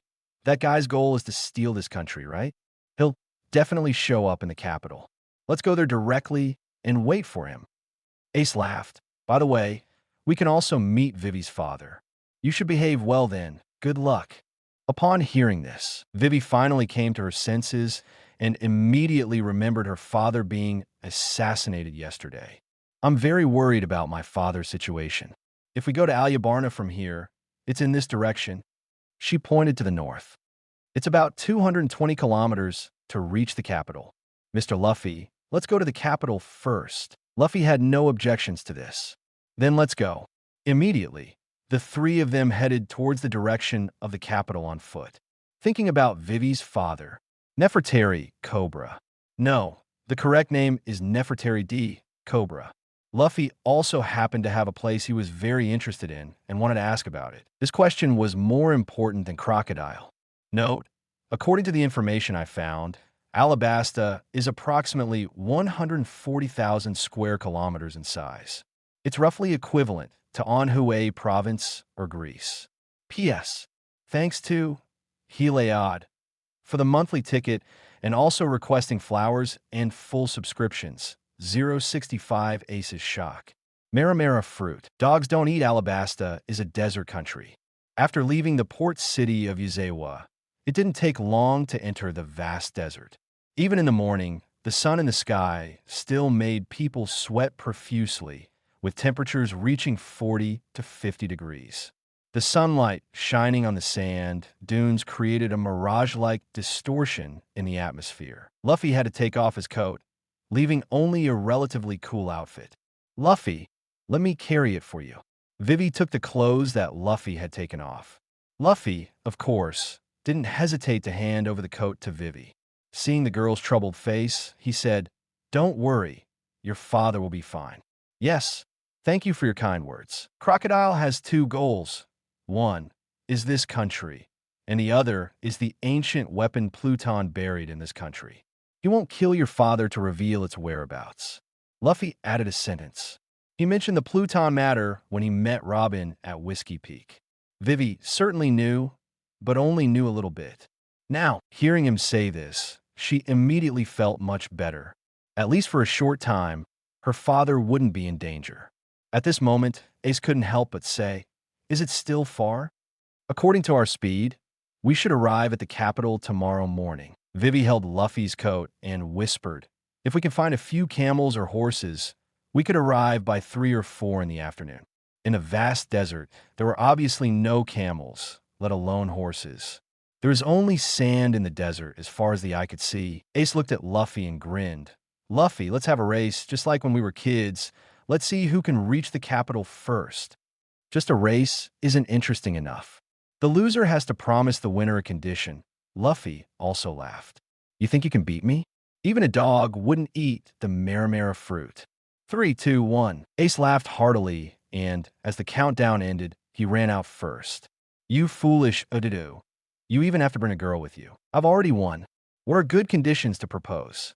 Ace, who took the first step, has already started thinking about the reward after winning. Mr. Luffy, Vivi said dumbfoundedly. Luffy has already assumed a half-squat position and turned around his signal. What are you waiting for? Come up quickly. Huh, do you want to compete with her brother on your back? Vivi glanced at Ace, who had already run a distance, and immediately leaned on Luffy's back, her delicate face slightly blushing. I'm sorry if we lose. Let me take the punishment instead. I won't lose. Luffy exerted force under his feet and instantly rushed out. Ace, who was originally in the lead, turned his head and saw that he had caught up with his sister-in-law on his back. Luffy, when did you become so fast? Ace widened his eyes. Ha ha, you're a Logia, and you want to compete with me, Zoan, in terms of physical strength. Laughable. In the time it took to say his sentence, he had already surpassed Ace. Aren't you the one who ate the rubber fruit? Ace was dumbfounded. It's the Zoan human fruit, mythical beast model Nika form. Rubber fruit is another name for it. Luffy's voice came, but his figure was getting farther away. Damn, this is too unfair. Not only a Zoan, but also a mythical beast model. Ace was stunned. After 3 years of not seeing each other, was he going to lose to that Luffy, the one who had never beaten him before? This is unacceptable. Where should Big Brother's face go? Flame car. In an instant, his body burst into flames, like a flaming car accelerating and sprinting. In the blink of an eye, not only did he catch up with Luffy, but he also surpassed him. Ha ha ha. Don't accuse me of cheating, Luffy. Zoan inherently strengthens the physique. It's like you using your ability. Me using it once is not considered cheating. In the end, I'm still the winner. Very well, you force me. Fifth gear, engage. Luffy instantly entered gear second, his silver-white form resembling a gust of wind, and quickly caught up to Ace. Sorry, Ace, wake up. You can't possibly beat me. He wasn't leading by much, just a little faster than Ace. Just like back in Logtown, where Garp's haki was only slightly stronger than his. Awakening? Devil Fruit Awakening. Ace's eyes widened. That form you used in a restaurant just now. It was your awakened state. Everyone was shocked. In just 3 years, Luffy had awakened his devil fruit. No, I can't lose. Ace gritted his teeth and accelerated again, holding on to Luffy tightly, refusing to be shaken off. Occasionally, he would surpass Luffy, but quickly be overtaken again. The two of them chased each other, running towards the direction of the capital. They could compete in a race while chatting. Clearly, neither of them had truly exerted their full power. Vivi, who was lying on Luffy's back, was also infected by the relaxed atmosphere between the two, and her anxiety gradually disappeared, replaced by a smile on her face. Go, Mr. Luffy. Several hours later, at noon. Alyabarna, the capital of the kingdom. As the capital of the kingdom, this city was built on high ground. The surrounding walls were towering, with only 4 long staircases in the southeast, northwest directions leading to the elevated city. As an ancient city with a long history, Alabasta's capital naturally had a history of thousands of years. Due to the assassination attempt on the king yesterday, the capital was currently under martial law, with heavy guards stationed at the entrance of the southern gate. Suddenly, a thick sandstorm came from the distance in the desert, and 2 figures rapidly approached. The captain of the royal army responsible for guarding the southern gate immediately became nervous. All units, attention! He issued a loud command, and all the soldiers assumed a vigilant posture. Stop right there. The capital has been under martial law for the past few days. No one is allowed to enter. Before the squad leader could finish speaking, the 2 figures had already passed through the soldiers' formation like a gust of wind. Wait! The squad leader exclaimed in shock, immediately shouting, Chase them! Lying on Luffy's back, Vivi turned around and shouted, I'm sorry, please continue to hold your positions. Vivi! Princess Vivi! Only now did the soldiers recognize Vivi, and they looked at each other in disbelief. The princess who had been missing for 2 years had returned? Not to mention the guards' reactions. Carrying Vivi on his back, Luffy was the first to set foot on the ground of the capital. I won, Ace. He didn't cheat either. He used the power of the sun fruit to restore his strength, so he was really out of breath at the moment. Ace was also tired, supporting himself with his hands on his knees, and smiled.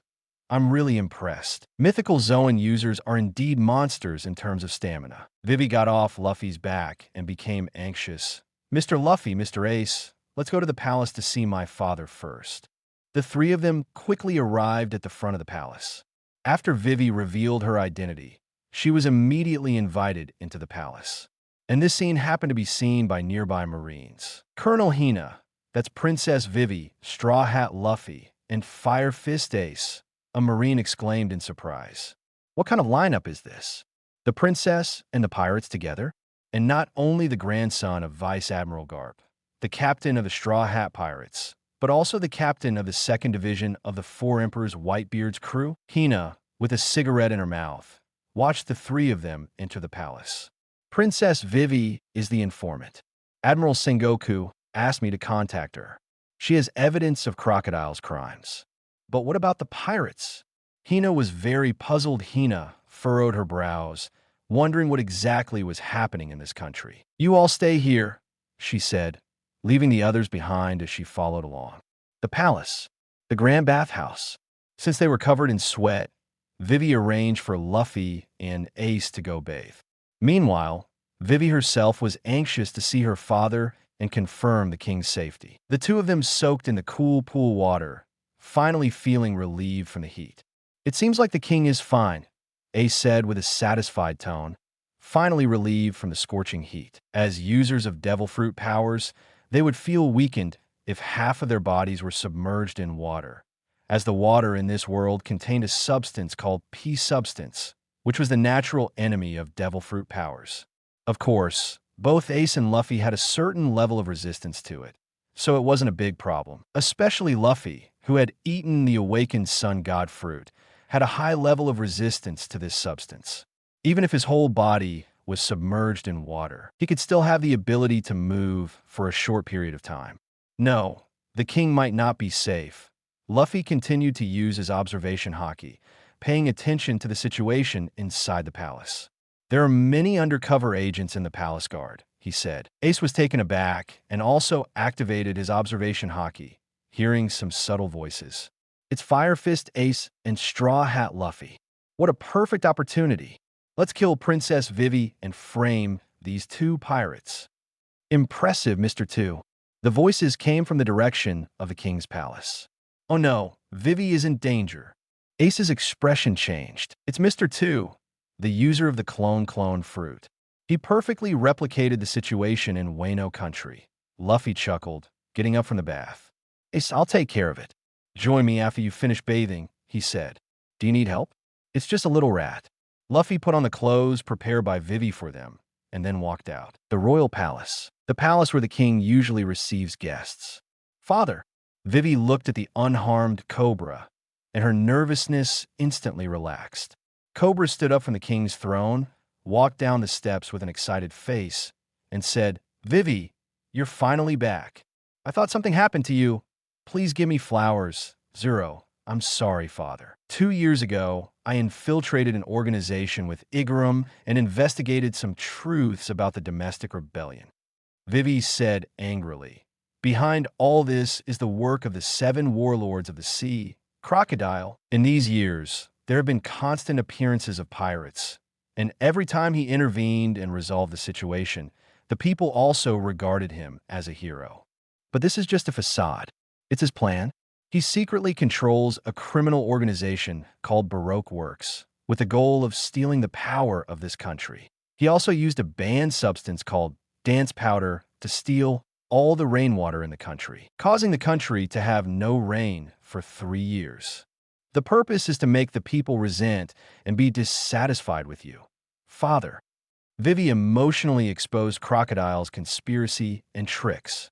Cobra was stunned after hearing this. Is that so? So that's how it is. He walked down the stairs and came in front of Vivi. I know. I'm really grateful to them for escorting you all the way back to me.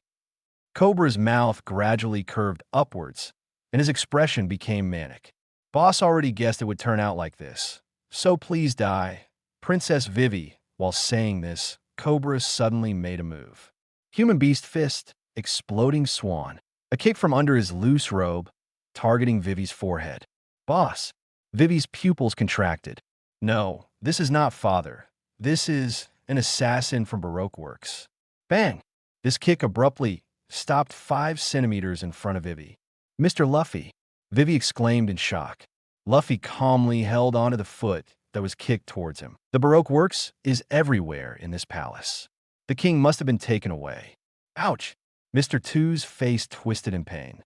He tried to retract his leg, but the opponent's grip was terrifyingly strong, as if being held by a pair of steel pliers, rendering him unable to move. You are Mr. Two, Bentham, Luffy grinned. Where's your boss? Where's Vivi's father? How did he expose himself? Mr. Two was extremely puzzled. He had just made a move, and the opponent appeared. This couldn't be a coincidence. It meant that he had been exposed from the beginning. Perhaps the opponent had been hiding on the side, waiting for him to make a move.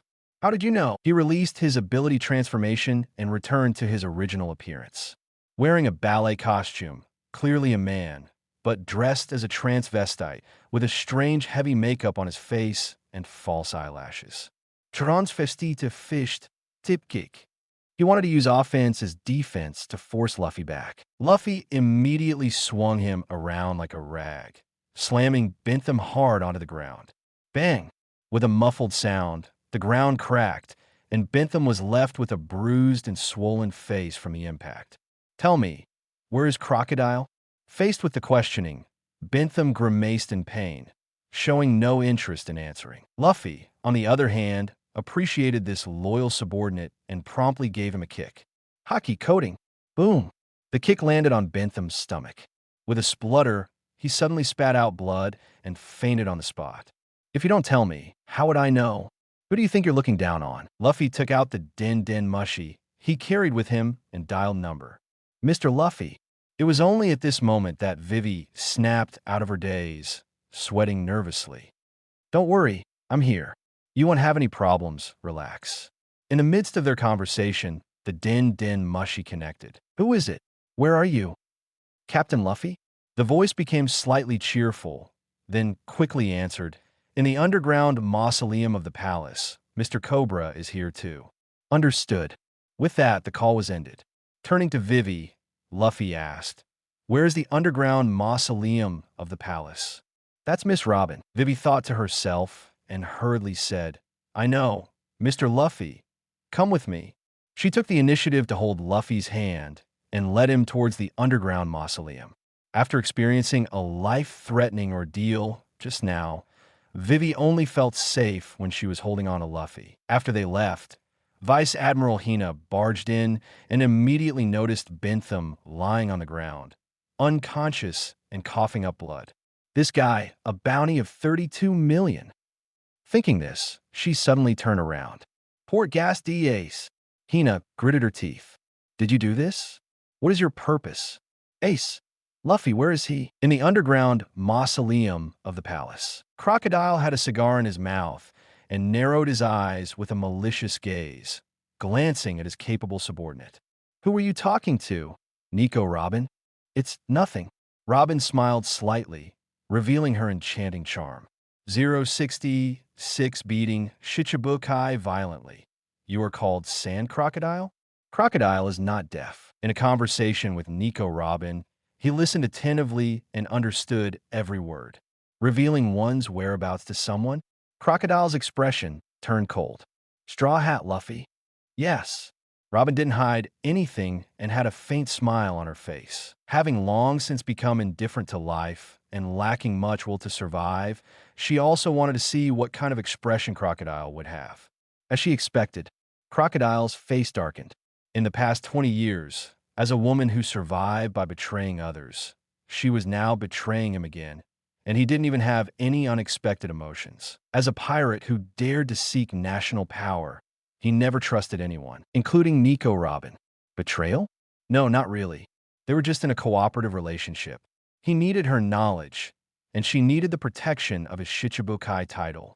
Crocodile didn't immediately turn hostile, but instead sneered. From Drum Island to Alabasta, even the fastest sailing ship would take 4 or 5 days. What can that kid do even if he knows? He's still drifting on the sea. That's true. Robin nodded, thinking the same. Back in Whiskey Peak, the Straw Hat Captain asked me to tell you something, but I forgot to mention it earlier. After a pause, she lightly laughed. Pluton is not in Alabasta. It's in Wano country. Wano country, a large country in the New World, is a closed-off nation. Robin didn't know, but Crocodile did. That country is currently occupied by one of the four emperors, the Beast Pirates. Crocodile's expression became even more unpleasant. He didn't believe this nonsense, but the other party actually knew about Pluton and even knew his purpose for 593. In an instant, his killing intent erupted. Crocodile stared at Robin intently. Did you tell him? No. I'm also curious about where he found out. Princess Vivi never knew about Pluton. Robin crossed her arms and remained calm. What's going on? Crocodile furrowed his brow deeply. Judging from Robin's tone and expression, she wasn't lying. But of course, it could also be acting. If it wasn't this woman who leaked the information, then where did the Straw Hat find out? Is Pluton in Wano country? Do you believe it? Robin's lips curled slightly, finding the current situation very interesting. The captain of the Straw Hat Pirates is truly an interesting person. Crocodile snorted disdainfully. A mere low-level pirate. The answer will be revealed soon enough. Just a few words disrupted his rhythm. Truly ridiculous. He shifted his gaze back to Cobra. Where's the historical text? I've already told you. It's in this underground tomb. Cobra's hands were nailed to the wall, blood flowing from his palms. His face was pale, and his voice weak. As for Pluton, this country doesn't have such a thing. No matter how many times you ask, I will answer the same. Crocodile grabbed his neck, the moisture in Cobra's body rapidly depleting. His skin became dry and wrinkled. I'll ask again, where is the historical text? He needed a specific location. This underground tomb was extremely vast. As a burial place for the royal family throughout history, its structure was complex. It wouldn't be easy to find a stone tablet, and it would waste a lot of time. Losing a significant amount of moisture, Cobra's voice became hoarse. Pluton, what do you plan to do once you have it in your hands? You've taken this country. What else do you want? At this point, what's the point of asking these questions? Crocodile, confident in his victory, laughed. What I want is not money or status, but military power. The rumored ancient weapon, Pluton, is said to be an invincible warship capable of destroying an entire island with a single shot. With it, the world government can't touch me. I will turn Alabasta into a military nation. Most people have never even heard of them, and those who have heard of them can't be sure if they really exist. But Crocodile can. He knows the power of the ancient weapons very well. After the laughter, his tone instantly turned cold. Do you understand? Is your goal the world government? Cobra felt shocked. He had thought that pirates only wanted power, women, money, or maybe the secret treasure, One Piece. But Crocodile's ambition clearly went beyond that. I have placed a bomb in the capital that is capable of destroying the entire city. With a killing range of 5 kilometers, it can instantly wipe out millions of people living in this city. Crocodile's tone was icy. Don't test my patience, Nefertari Cobra. Upon hearing this, Cobra's expression changed drastically. I understand. I will take you there. Upon hearing this, Nico Robin crossed her hands in front of her chest. In the next moment, 2 hands grew out of the wall and removed the nail that had been driven into Cobra's palm. Lead the way, Robin said with a smile. In the deepest part, not long after, Cobra led the 2 of them to a secret room. The spacious secret room had only one entrance. In the center, there was a square stone tablet covered with ancient characters that ordinary people couldn't understand, facing the entrance. Nico Robin, Crocodile called out. Don't call me by that name. Robin's eyes trembled slightly as she walked slowly to the front of the historical text, reaching out to touch the ancient court official depicted on it. What does it say on there? It tells an interesting story from history. Without turning her head, Robin became engrossed in deciphering the text. Crocodile clearly wasn't satisfied with this answer and coldly snorted, saying, That's not what I asked. Where's Pluton? After a moment of silence, Robin nodded slowly and said, Yes, it contains information about Pluton, but I'm afraid it will disappoint you. Straw Hat Captain was right. Pluton is sleeping in Wano country.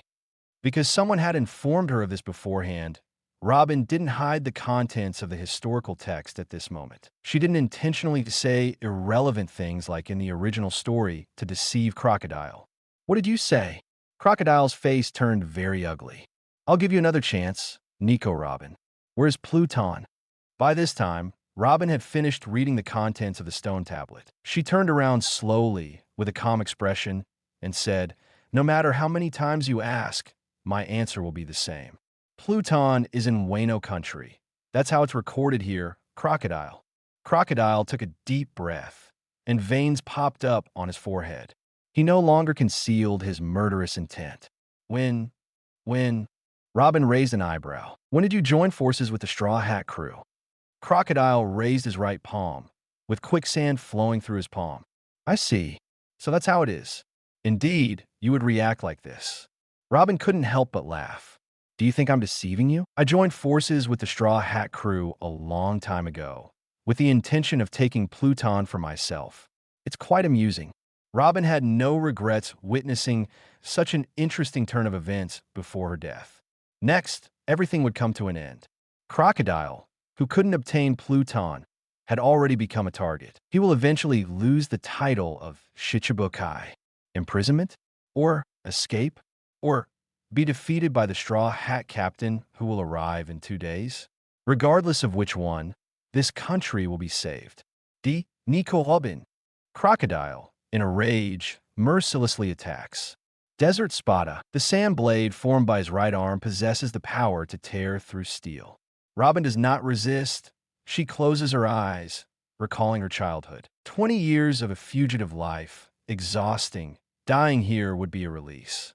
However, the falling hand is suddenly grabbed, and then the whole person is pulled away. The sand blade, losing its target, cuts through the historical text, leaving no trace. What?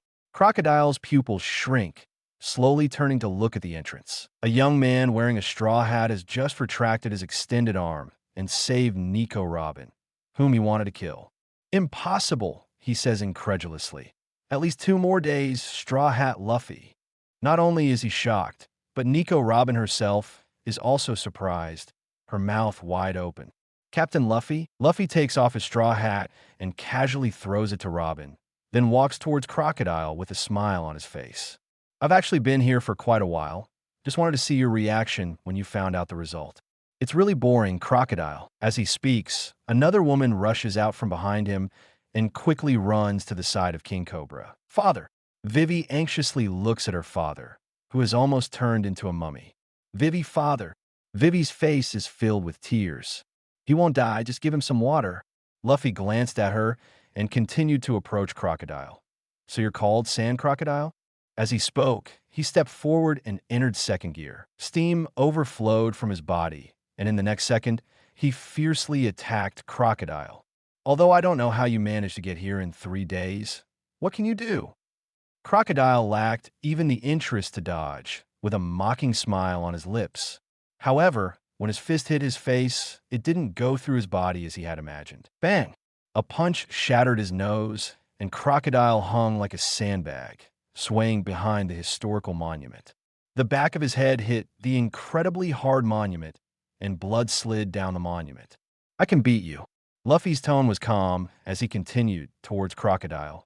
Stop pretending to be dead, Shichibukai. Although it's easy to crush an ant, it's not fun that way. Get up. Boom. Conqueror's Haki crushed towards Crocodile. IV4's Conqueror's Haki erupted with full force, to the extent that it could even have physical effects. The entire secret room trembled, dust falling from the ceiling, and the ground slightly shaking. Robin was stunned. Holding the straw hat in her hand, she looked incredulously at everything happening before her. Cobra struggled to widen his eyes, staring in astonishment at Luffy's back. Who is that? Cough, cough, cough. Crocodile slid down from the monument, covering his injured face, and muttered through gritted teeth, Haki. In this sea area, in the first half of the Grand Line, in a place like Alabasta, he actually encountered a user of Haki. Monkey D. Luffy. This guy is different from ordinary rookie pirates. This BD comes from a prestigious family. His grandfather is even a marine hero, so it's normal for him to master haki. Don't get too cocky, you mere newcomer. Crocodile's eyes were sharp, and in an instant, his body dispersed like flowing sand. When he reappeared, he was already behind Luffy. Crescent moon, sand dune.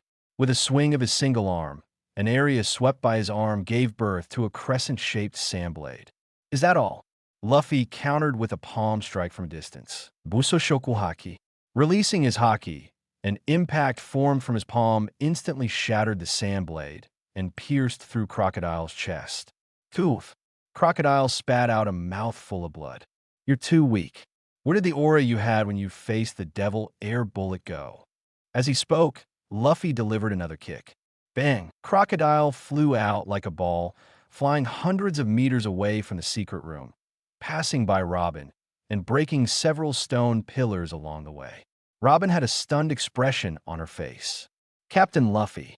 Seeing Luffy walk past her and continue towards Crocodile, Robin instinctively called out, "If you want to die, why not come with me to find the complete history and die together?"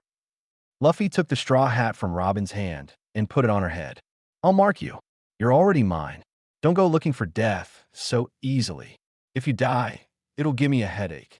Without you, how am I supposed to find Raftel?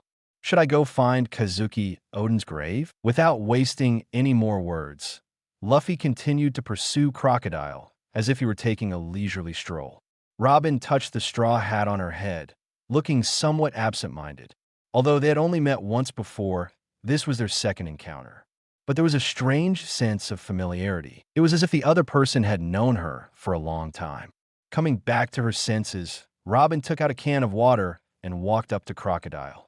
"Make him drink it." "Miss Robin, thank you." On the other side, Crocodile, who had been beaten up, was in a critical condition. After breaking several stone pillars in succession, he was lying on the ground in pain, his face contorted. How is this possible? It's actually advanced armament haki. He covered his chest, supporting his body with one hand, while spitting blood and angrily thinking. At his age, how did he cultivate armament haki to an advanced level? And this brat even has conqueror's haki. Haki was not unfamiliar to him. 20 years ago, he had mastered this power.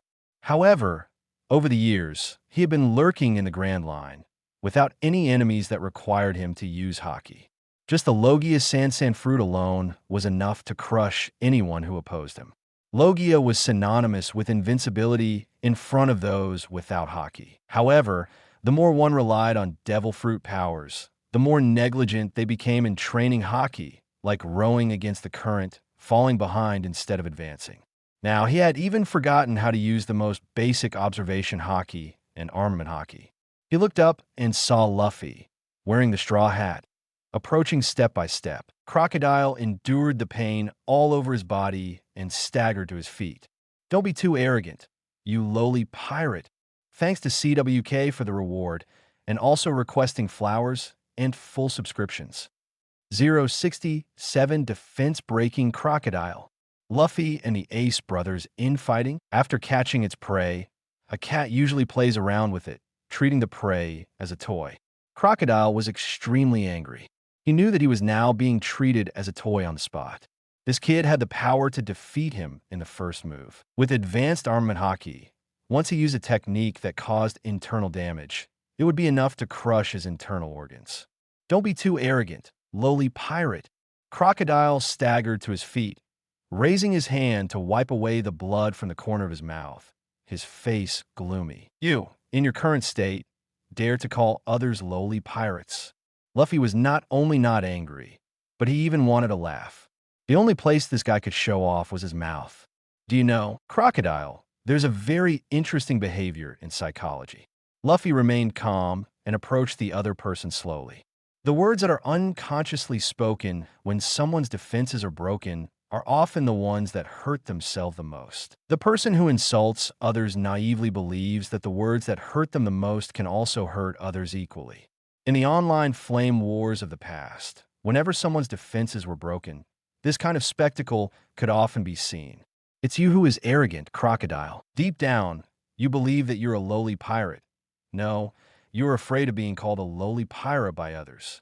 With this analysis, Luffy suddenly discovered a blind spot and asked with great interest, "Who insulted you before? Who hurt you?" "Lies don't hurt, the truth does."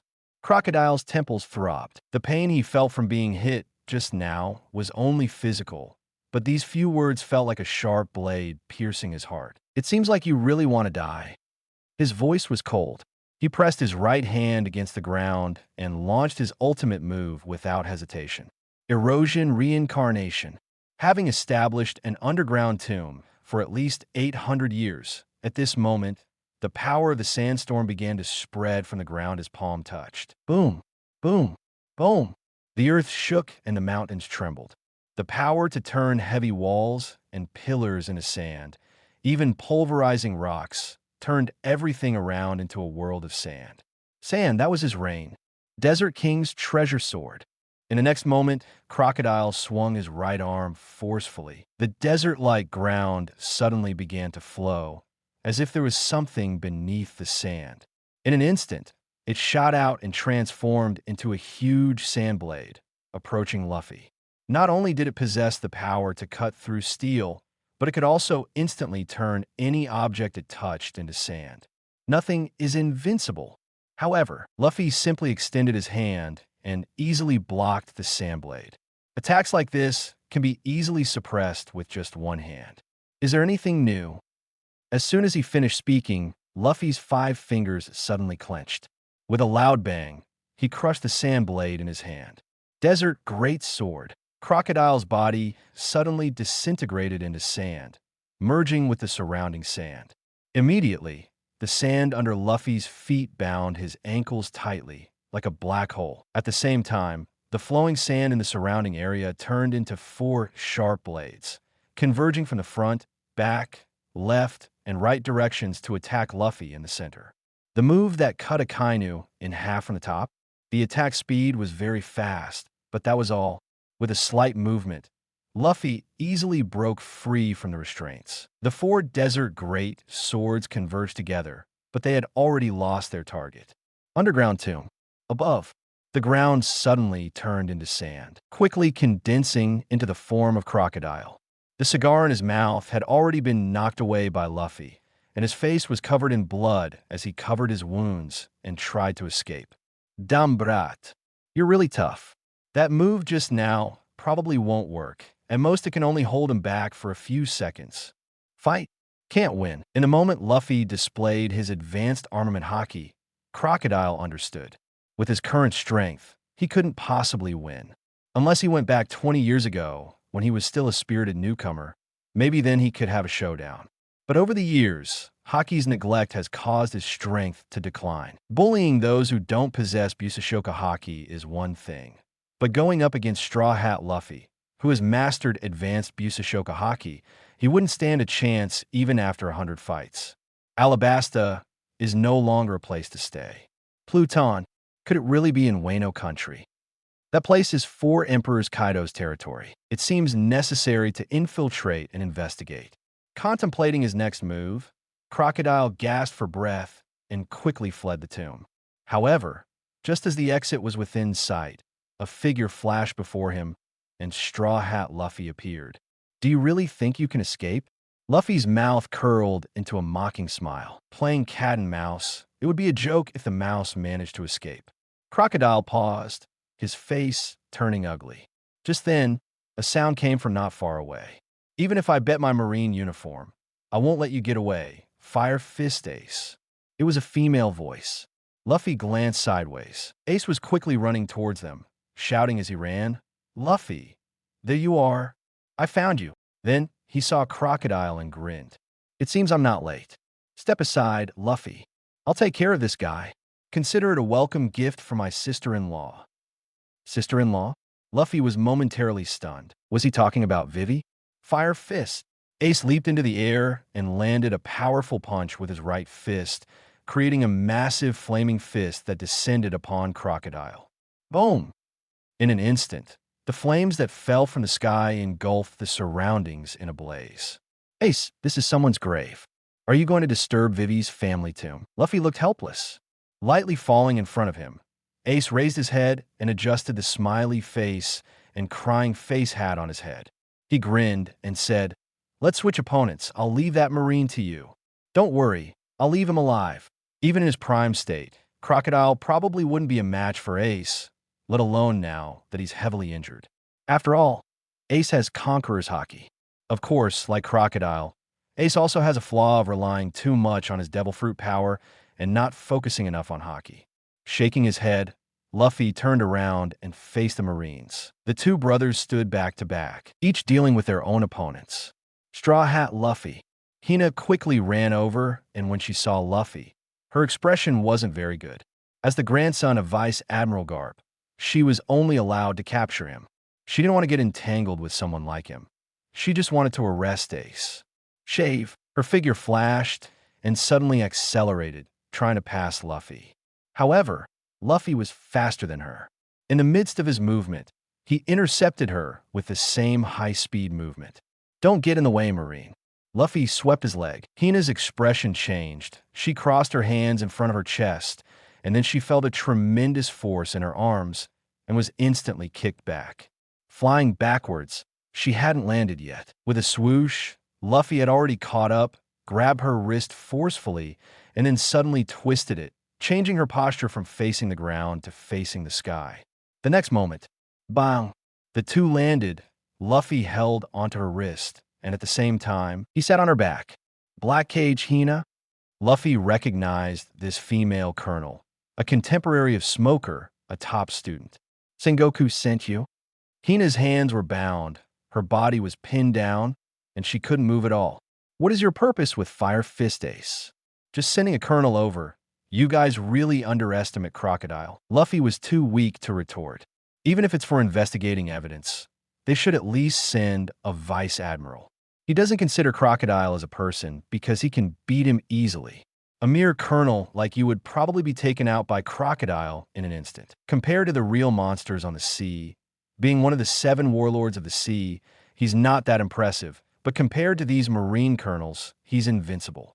Deep down, he immediately sensed Hina's desire to resist, so he twisted her wrist, causing her to cry out in pain. "Don't move.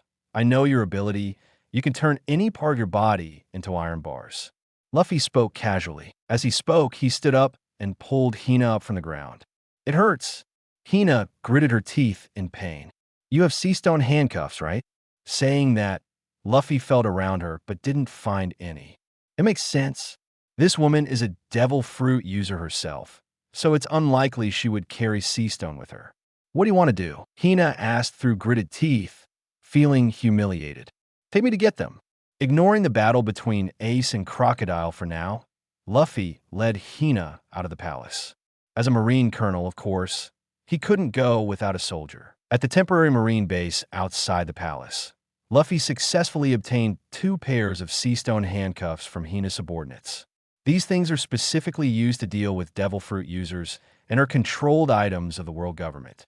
They are not easy to obtain in places other than the Marines. Sea stone, this kind of thing, is only produced in the waters near Wano country. The majority of Marine sea stone is obtained from the world government, and the government, in turn, trades with Kaido. Amazing, isn't it? The 4 emperors and the world government are trading. Even though they are in a hostile position, this world is just that real. Having obtained what he wanted, Luffy released Hina, not interested in getting too involved with her, and immediately returned to the palace. Colonel Hina. Her subordinates immediately surrounded her. Hina moved her sore wrists and stared at Luffy as he walked away. "Do you want to take action, Colonel?" one of her subordinates angrily suggested. "Are you an idiot?" Hina glanced at him and took out a cigarette, lighting it.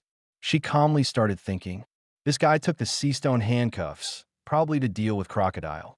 If Crocodile is taken care of by these 2 pirates, what about her mission? Her mission is to investigate the criminal evidence against Crocodile, preferably directly from Princess Vivi. If Crocodile is taken care of, it seems like her actions would be meaningless. "Bring me the Den Mushi." With this in mind, Hina immediately dialed the contact number for the naval headquarters. "Admiral, it's me, Hina." The battle that erupted in the palace didn't last long. Crocodile, who was heavily injured, was no match for Ace and was easily defeated. Luffy used the newly acquired sea stone handcuffs to handcuff the unconscious crocodile. Of course, there was also another ability user, Mr. Two Bentham.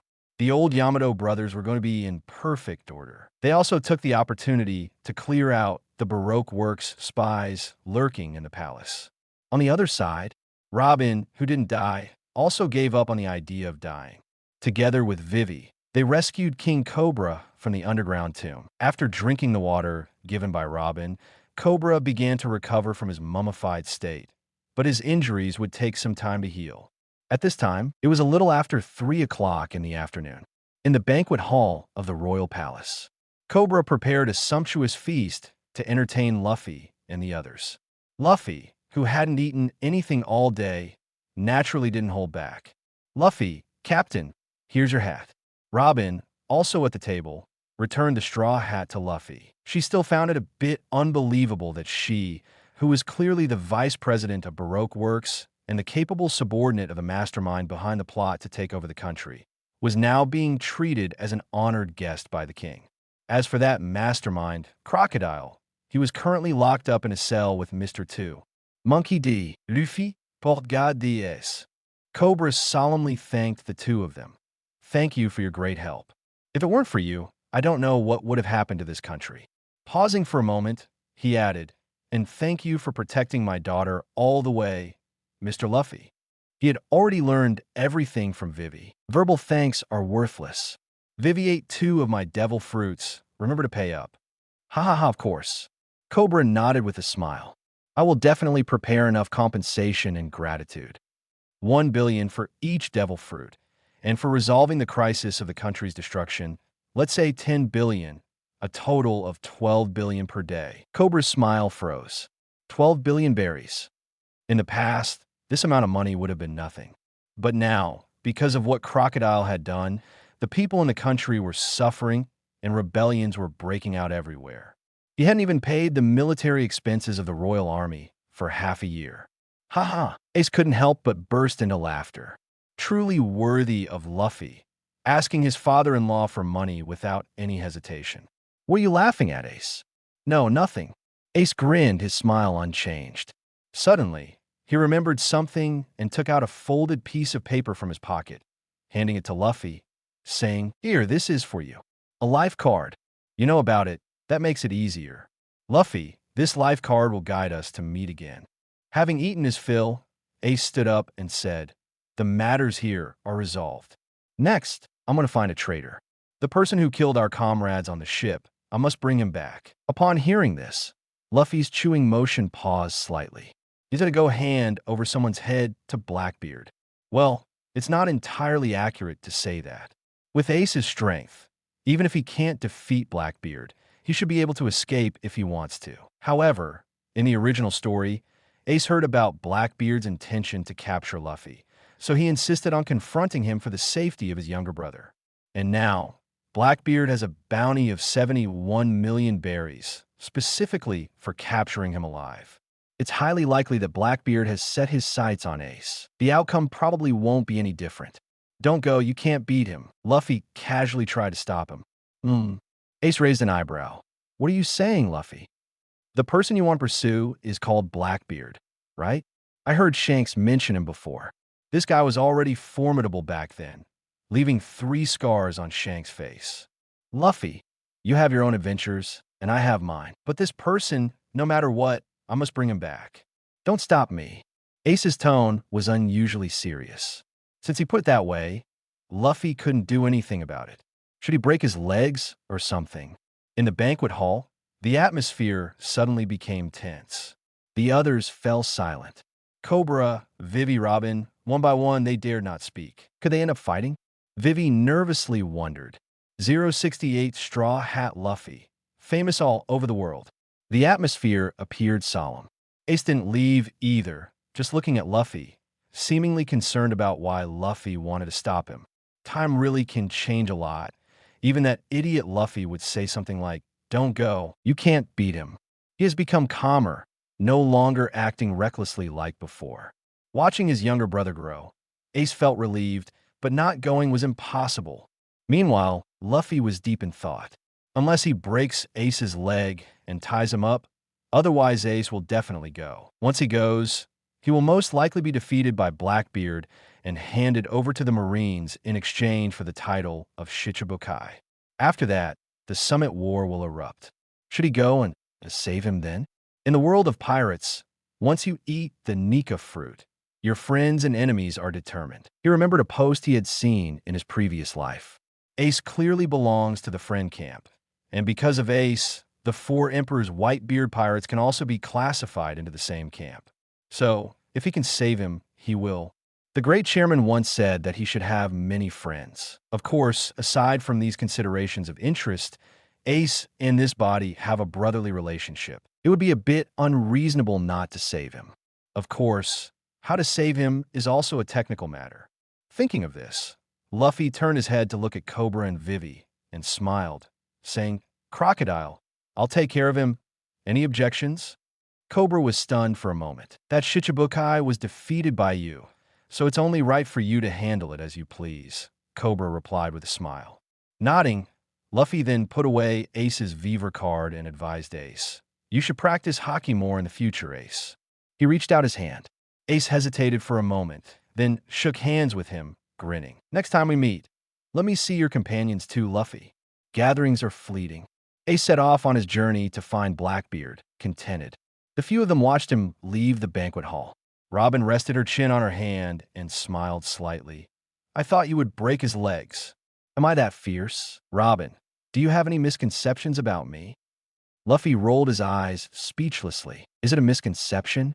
I feel like if I were to run, you would break my legs, and even if I were tied up, you would forcefully keep me by your side."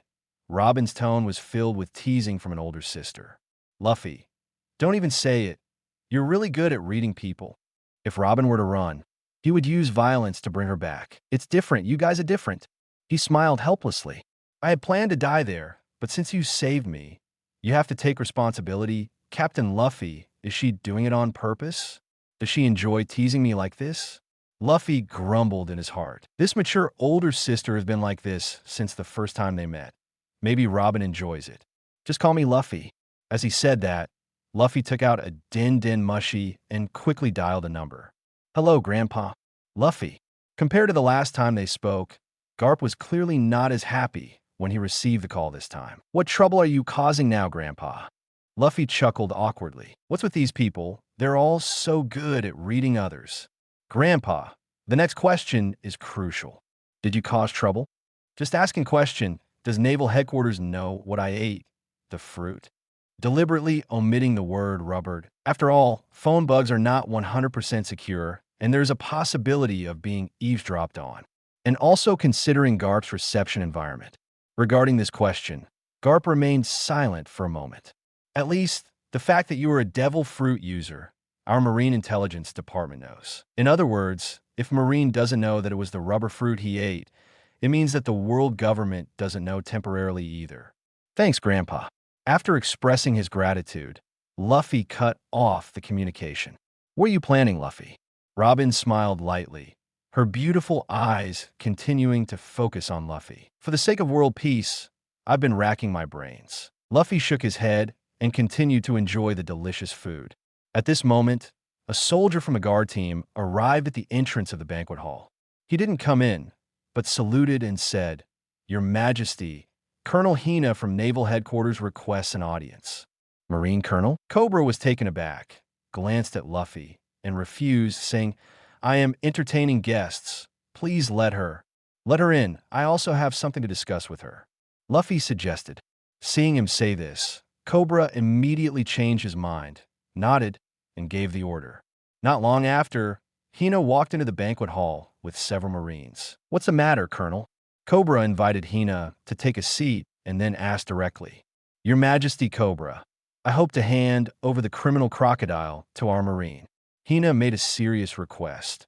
Although it's not good to say this, it concerns the government's face. Upon hearing this, Cobra immediately frowned. Vivi gritted her teeth. Her favorable impression of Marine plummeted. After reporting for so long, Marine hasn't solved any problems. When Mr. Luffy and Mr. Ace defeated Crocodile, they suddenly came forward to take him. "Marine," she couldn't help but say. Crocodile is a Shichibukai. What do you want to do with him? Just now, he is no longer a Shichibukai. The world government has stripped him of his title regarding the crimes he committed in Alabasta. Hina is also helpless. She previously reported the situation to Sengoku, who then provided feedback to the world government. Considering the face of the world government, the 5 elders demanded that Crocodile must be brought back. How to bring him back? Hina can only go to see the king. She looks at Vivi apologetically and says, "Princess Vivi, I hope you can provide evidence of Crocodile's crimes." Luffy laughs and says, "The face of the government? Is it because he committed many crimes in Alabasta that he was stripped of his title? Or is it because he, Shichibukai, was defeated by pirates and lost his qualification?" There is no need to think about this question. Of course, it is the latter. The 7 warlords of the sea are recognized by the world government as pirates with a legitimate authority to plunder. Each of them possesses immense power that can rival that of a country. Now, even a rookie pirate cannot defeat him. What use is he? Even considering the face of the world government, they still have to cover for Crocodile. At the very least, the incident in Alabasta cannot be reported truthfully, or the news content needs to be altered to portray the government in a favorable light. What do you want to say, Straw Hat Luffy? Hina furrows her brows. I have a proposal. Luffy says, if a rookie pirate defeats a Shichibukai, it will indeed embarrass the world government. But this pirate will immediately become the new Shichibukai, which is a brilliant move by the government. As soon as these words are spoken, everyone present is stunned. You want to take Crocodile's place? Hina says in astonishment. Why not? If even someone like him can be a Shichibukai, I am much stronger than him. Why? Why? Of course, it is to conveniently save Ace. You see, in the Summit War, the people closest to the execution platform are Garp and Sengoku. Next are the 3 marine admirals in front of the execution platform. And then, the 7 warlords of the sea, as long as he participates in the war as a member of the red side. When the 3 admirals leave their seats, he can immediately turn against them and easily rescue Ace. After all, Garp is a mole, so it would be easy to pretend and save someone. When saving someone, strategy is also important. It would be foolish to participate in the battle as a member of the Black Faction and go through 5 obstacles and defeat 6 generals. In the end, he would have to fight against 3 admirals and break through their defense line. Even if there is Uncle Kizuru and Uncle Akiji inside, it would still be time-consuming and laborious. Of course, all of this is based on the premise that he has eaten the rubber fruit without the government knowing. So he needs to ask Garp. Otherwise, it would not be a participation in the war, but a participation in the Hongmen banquet. As for becoming a Shichibukai, he would have to obey the world government's orders. That's just a joke. The next collective action of a Shichibukai will be the Summit War in over 2 months. After the Summit War, he would just leave without caring about a useless title. Besides, there is another potential benefit. Once he becomes a Shichibukai, Blackbeard might change his target. If he changes his target, Ace might know to run away if he can't win, and he wouldn't choose to fight to the end for his brother. Then there would be no need to fight the Summit War or save anyone. Of course, this possibility is very small. I can't make this decision. Hina shook her head. Then let someone who can make the decision come and talk to me. Luffy casually continued enjoying his food. Before that, Crocodile won't be handed over to you guys. Pausing for a moment, he teasingly taunted her. Or maybe you could try to take him by force. Of course, I suggest you at least send an admiral over. Upon hearing this, Hina glared at him in anger. I understand. I will report to the higher-ups. Well then, King Cobra, Princess Vivi goodbye. After saying that, she left the banquet hall. As soon as she stepped out of the palace, she stomped her foot in frustration and lit a cigarette. So, being Vice Admiral Garp's grandson is quite something. Huh? So arrogant. It's really infuriating. Hina was very angry. Well, this guy does indeed have the capital to be arrogant. Even the wanted posters only allow for capture and alive. She has no means to deal with them. Colonel Hina, the subordinates waiting outside all rushed forward. Give me the Den Den Mushi. Naval Headquarters, Marineford. Marshal's office. Sengoku rubbed his temples with a headache and said irritably, Garp's grandson, this kid causes too much trouble. On the sofa, Vice Admiral Tsuru calmly drank her tea. Crocodile was taken care of.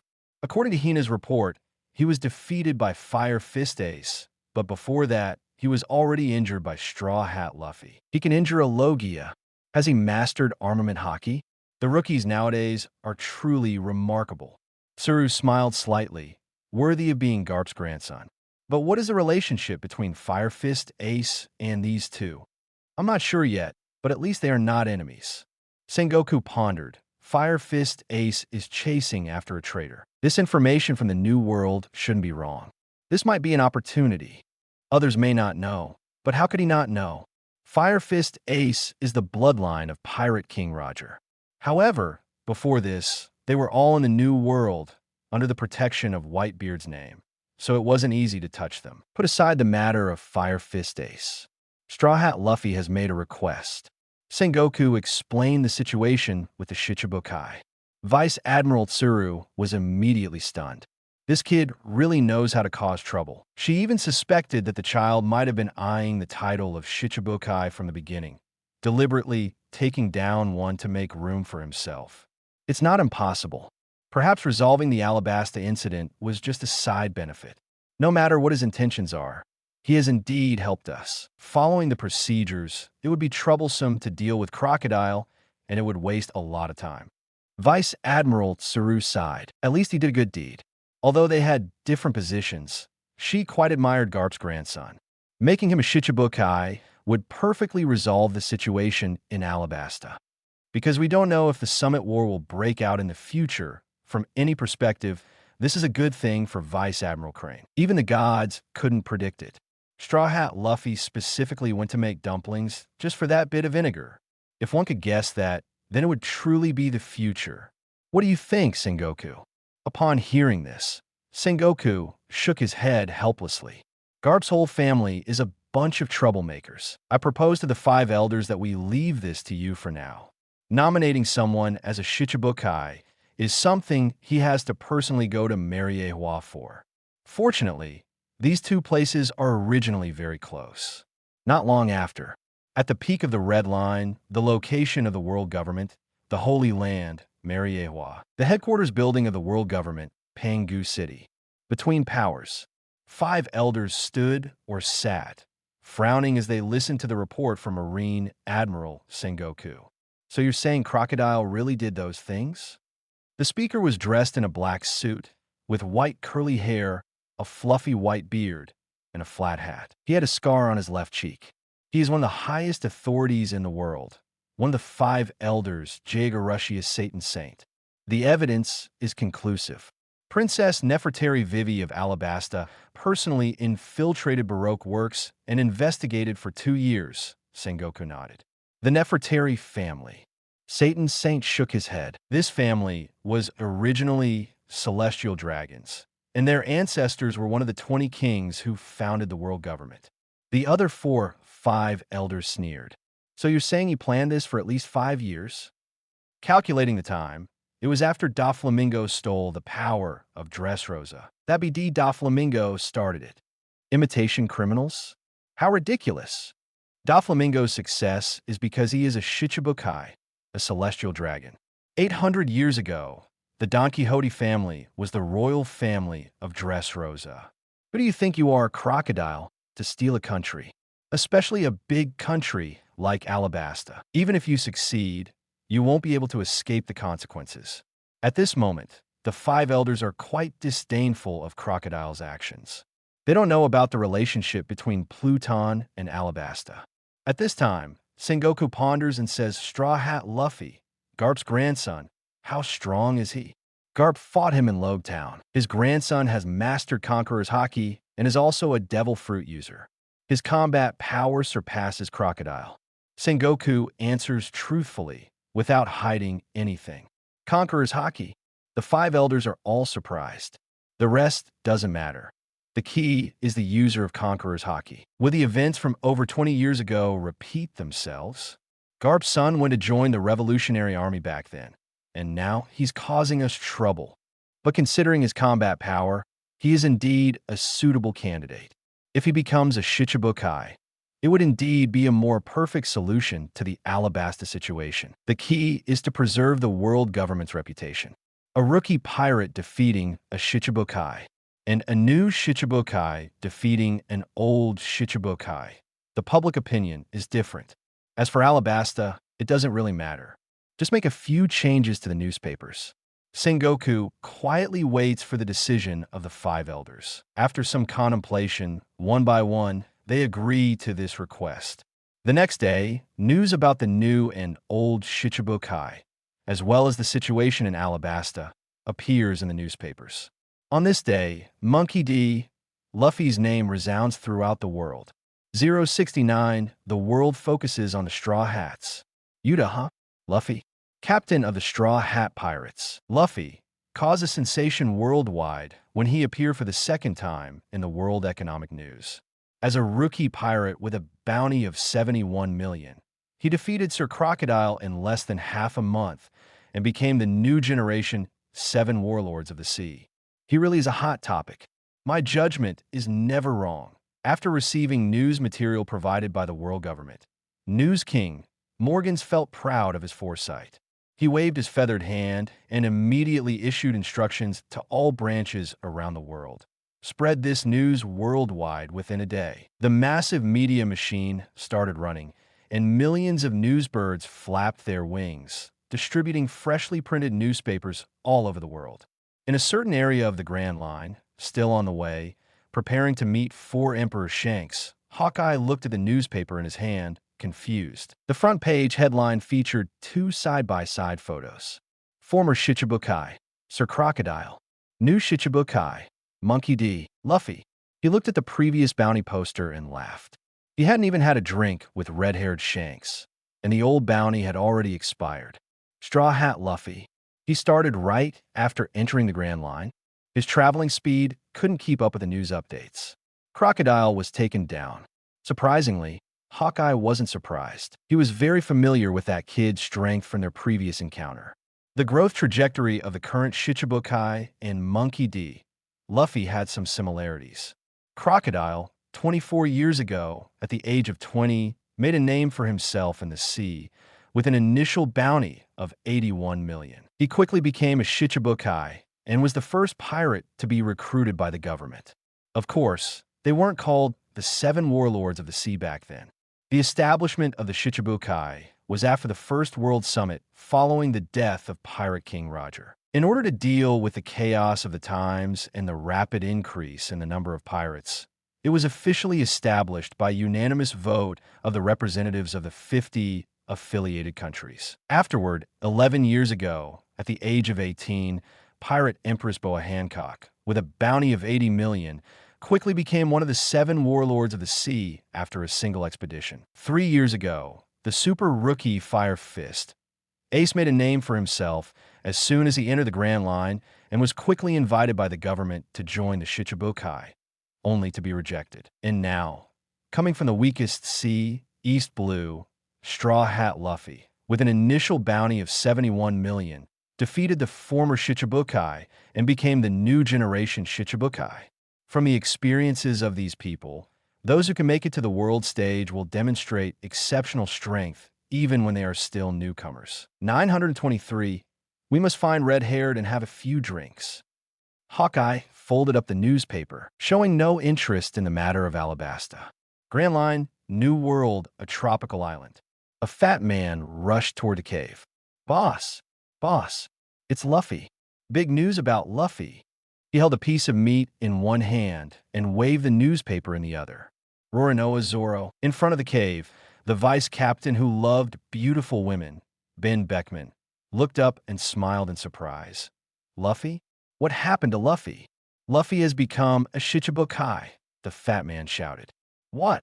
With exclamations, a figure with red hair swiftly rushed out of the cave. In the scorching weather, Shanks was originally taking shelter in the cave, but upon hearing Luffy's name, he couldn't wait to come out. He snatched the newspaper and eagerly looked at the news report. I can't stand this guy, Beckman muttered quietly.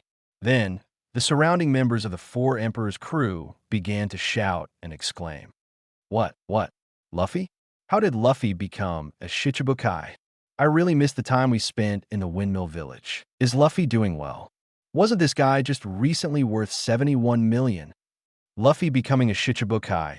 I can't believe my eyes. Captain, a group of people surrounded red-haired, reading the newspaper and making fun of it. He defeated Crocodile? Ha ha ha. Shanks laughed loudly and raised the newspaper. Prepare for a feast, everyone. Oh, we must celebrate for Luffy. Wait a minute, Shanks. Seeing that this group of people was about to forget about the main matter, Beckman had to step forward. It's fine if you want to celebrate, but next, aren't we supposed to go meet Whitebeard? After a pause, he said helplessly, for this matter, we have sunk several warships. I almost forgot. Shanks only then remembered the serious matter. He had to go see Whitebeard. It wasn't easy for the four emperors to meet. Unlike the first half of the Grand Line, where there was the Paradise Sea, in the New World, the four emperors each had their own territories. Running to someone else's territory and starting a war was not a good idea. In addition, the marine surveillance ships were also annoying. They had to take out those surveillance warships first, then deliver the letter, and only then could they enter someone else's territory. After thinking for a full 3 seconds, Shanks decisively gave up on Whitebeard. Then let Whitebeard wait a few more days. Ha ha ha, let the party begin. Cheers to Luffy. Oh, Gabu, bring out the alcohol. With the captain's order, the crew members of the Red Hair Pirates began to busy themselves. They lit a bonfire, brought out wine and food, and the lively party began. Beckman sighed and rubbed his forehead.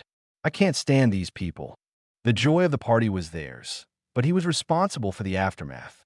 On the other side, in a certain sea area in the New World, the Whitebeard Pirates' Moby DK pirate ship, Pineapple Head, received a free newspaper from a newsbird. Isn't this Ace's little brother? He exclaimed, shocked by the content of a newspaper. Beside him, Vista, sitting leisurely on the steps of the deck, asked curiously, Marco, what's wrong? Ace's little brother. Luffy. I've heard this name so many times, my ears are calloused. Luffy? Ace would mention him every time we drank. What happened to this kid? Jiao Le Crocodile, Chung, Shichib Marco had a bewildered expression on his face. Last time I saw him, his bounty was only 71 million. And now, in such a short time, the newcomers are really something. They're even more super than Ace back then. Truly worthy of being Ace's brother. Jozu, the captain of the 3rd Division, laughed heartily, crossing his arms. At this moment, a tall man walked over. He was shirtless, revealing his muscular physique, and had a red-sleeved white coat draped over his shoulders. With an astonishing height of 6 meters 66, he could be called a little giant, known as the world's strongest man. One of the 4 emperors, Whitebeard Edward Newgate. What's the big deal, Marco? Dad. Marco walked over and handed the newspaper to Whitebeard, saying with his hands on his hips, Ace's brother suddenly became a Shichibukai. It's really surprising. Whitebeard squinted his eyes slightly and looked at the photo on the front page of the news. Monkey D. Luffy, the newly appointed 7 warlords of the sea, with an original bounty of 71 million berries. Crocodile was defeated? Gura. He was not unfamiliar with the sand crocodile. However, at this moment, when he saw Luffy, he thought of Ace. Whitebeard's smile disappeared slightly. It's been a while since I went after Teach. Whitebeard's uneasy feeling grew stronger. By the way, hasn't that red-haired brat arrived yet? Suddenly, he remembered this and asked. Just now, Beckman sent a message saying that the scheduled meeting has been postponed. Really, that red-haired bunch of people really have no sense of urgency. They even used a den mushy directly, not afraid of being eavesdropped by the Marines. Marco complained. Even if they sank some of the Marine surveillance ships, there might still be some fish that slipped through the net. Upon hearing this, a cross appeared on Whitebeard's forehead. What does that brat mean? New World, Wano Country. On Onigashima, the Skull Castle. Kaido, known as the world's strongest creature, was squinting at the newspaper. Menkei, it's D again. As soon as Kaido saw the name D, he became extremely displeased. He chugged down a barrel of alcohol. Oh ho ho. Shichibukai? Boring. He crumpled up the newspaper and casually threw it away. New World, Cake Island. Mom, there's a new Shichibukai. Huh? Who? It's a newcomer, Straw Hat Luffy. He defeated Crocodile and took his position. A devil fruit user? I don't know. The news didn't mention it. New World, Dressrosa, one of the 7 warlords of the sea, the head of the Don Quixote family, the intermediary of the underworld, and the current king of Dressrosa. The heavenly Yiksha, Don Quixote Doflamingo. Oh, that BD Crocodile was taken down by a newcomer.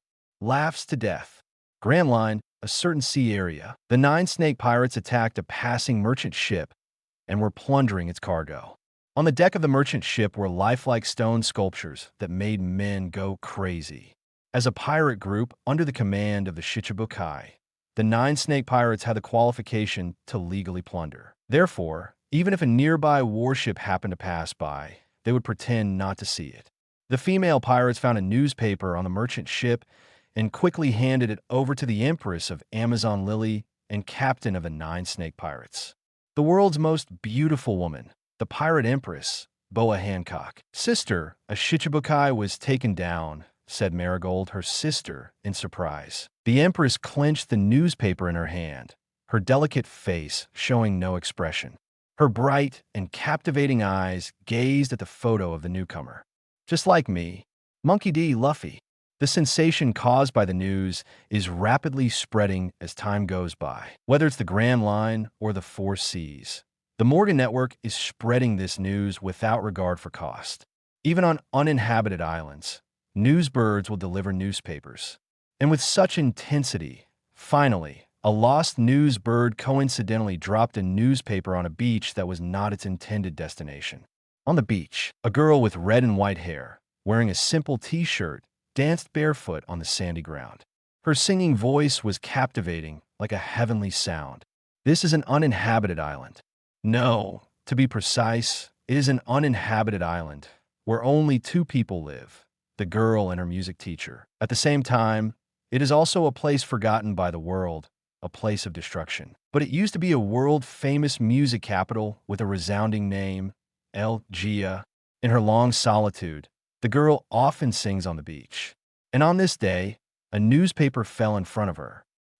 The girl's singing voice paused, and her braided hair, like rabbit ears, stood up in excitement as she eagerly called out, "Wait, bird, wait a moment. I'm Yuta, wanting someone to talk to." But unfortunately, the newsbird clearly had no interest in the girl.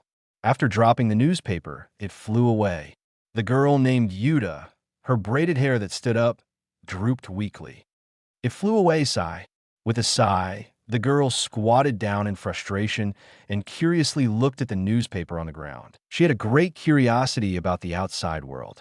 For 10 years, she had been tormented by loneliness to the point of madness. Luffy. When the girl saw the profile picture clearly, her eyes burst with astonishing colors, and her ears perked up again. Grand Line, Alabasta. A reception room. Luffy sat on the sofa, with his legs crossed, looking at the newspaper sent by Hina. "Your request has been fulfilled. Can you hand over the person to me now?" Colonel Hina crossed her arms and sat on the opposite sofa. "You're quick." Luffy nodded and looked at Vivi beside him. Vivi immediately had the prisoner brought in. Crocodile, with sea-stone handcuffs on his hands, walked into the reception room under the escort of 2 soldiers. Straw Hat. As soon as Crocodile saw Luffy, his expression turned ugly. Afterwards, he saw the Marines. He squinted his eyes. "What does this mean?" "The ceremony for transferring prisoners." Luffy laughed and said, "Thanks, Sand Crocodile. Thanks to you, I am now a Shichibukai." Crocodile. He instantly understood the situation and became extremely unhappy. This kid actually used him as a bargaining chip. Hina frowned slightly. "Is there only one? You also captured another person, right? You mean Mr. 2? I never said I would hand this person over to you." Indeed, he never said it. But everyone thought that this additional person would also be handed over to them, right? Forget it. He's just a minor character anyway. Hina took a deep breath, stood up, and said, "Crocodile, You are no longer a Shichibukai. Due to the crimes you have committed, you will be escorted to Impel Down. Ha ha ha. Do you Marines think you're qualified to judge me? Crocodile sneered. He couldn't defeat Crocodile and was defeated. Although he was very unhappy, that was all there was to it. For this Marine in front of him, he felt complete contempt. You talk tough, BD. Hina took a step forward and swept her leg. After kicking Crocodile, her right leg continued through, and at the point of contact, thick black chains as thick as arms immediately bound Crocodile completely. Take him away. Yes, Colonel. Two Marines immediately grabbed Crocodile's arms and forcefully dragged him out. Straw Hat. Crocodile's voice came from outside the door. Is that thing really in Wano country? Seemingly unwilling, he asked one last question. You? Guess. Luffy laughed, thinking I won't tell you, suffer. After that, there was no sound from Crocodile. Phew. On the sofa, Vivi let out a sigh of relief and exclaimed, Finally, it's over. Thank you, Mr. Luffy. What are you talking about? It's over. Luffy stood up, walked to the window, and looked at the scenery outside the palace. It's just the beginning. Vivi was stunned. What? The rebellion army. Upon hearing this, Vivi's pupils suddenly contracted. She had forgotten. The resolution of Crocodile did not mean the end of the internal turmoil in the country. And there are 500,000 rebel soldiers. 070 Princess Vivi's love Luffy has 500,000 people in an instant. 50,000 rebel soldiers pressed Vivi so hard that she couldn't catch her breath for a moment. I've already sent Robin. Waiting for her reply, Luffy stood by the window, gazing at Crocodile being escorted away. Miss Robin. Vivi was taken aback. Pururu, the sound of the din mushy rang out. Luffy. It was Robin's voice from the other side. Where are you? I'm in Katoria. Luffy turned his gaze to Vivi, and Vivi immediately explained, It's a city east of Nanohana, and it's the headquarters of the rebel army. Then, they heard Robin continue, Sorry, Luffy. The rebel army can no longer be stopped. Why? Vivi asked anxiously. Miss Robin, are your words no longer effective? Robin used to be the vice president of Baroque Works. Because Crocodile rarely showed himself, almost all orders were conveyed by Robin. Therefore, Baroque Works basically listened to her. Robin's voice sounded a bit helpless. It's not a problem with Baroque Works. It's because the leader of the rebel army, a man named Koza, was assassinated the day before yesterday. He held on until this morning and died from his injuries. Koza? Upon hearing this name, Vivi suddenly remembered this person and was stunned. The leader of the rebel army was assassinated. It would be strange if the rebel army didn't go crazy. Koza is dead? She widened her eyes. Do you know him? Robin sensed the difference in tone. He was a childhood friend I haven't seen in about 10 years. Vivi felt a sense of sadness for the loss of her friend. Being kind-hearted, she didn't even want anyone to die in the war, let alone a childhood friend. I'm sorry, Robin apologized. The order was given by me. Crocodile's plan was to create chaos nationwide. So 2 days ago, he sent people to assassinate King Cobra and the leader of the rebellion, completely igniting the powder keg. Mr. Two Bentham was the one who assassinated Cobra. Of course, the intention was not to actually kill Cobra, but to carry out an operation disguised as the rebels. After the assassination was completed, he also impersonated the king and took control of the palace. On the other hand, Mr. Four and his partner Miss Merry Christmas were the ones who assassinated the leader of the rebellion. Although they didn't kill each other immediately, they severely injured Koza, ultimately leading to the death of this young leader today. After listening to Robin's explanation, Vivi took a deep breath and put aside her feelings of sadness. This is not Miss Robin's fault, it's Crocodile. The most important thing now is to stop the rebellion. At this moment, Luffy asked proactively, Robin, what's the situation with the rebellion now? They are gathering all their forces, preparing to avenge their leader and storm the palace to kill the king. Robin said in a calm tone, speaking terrifying words.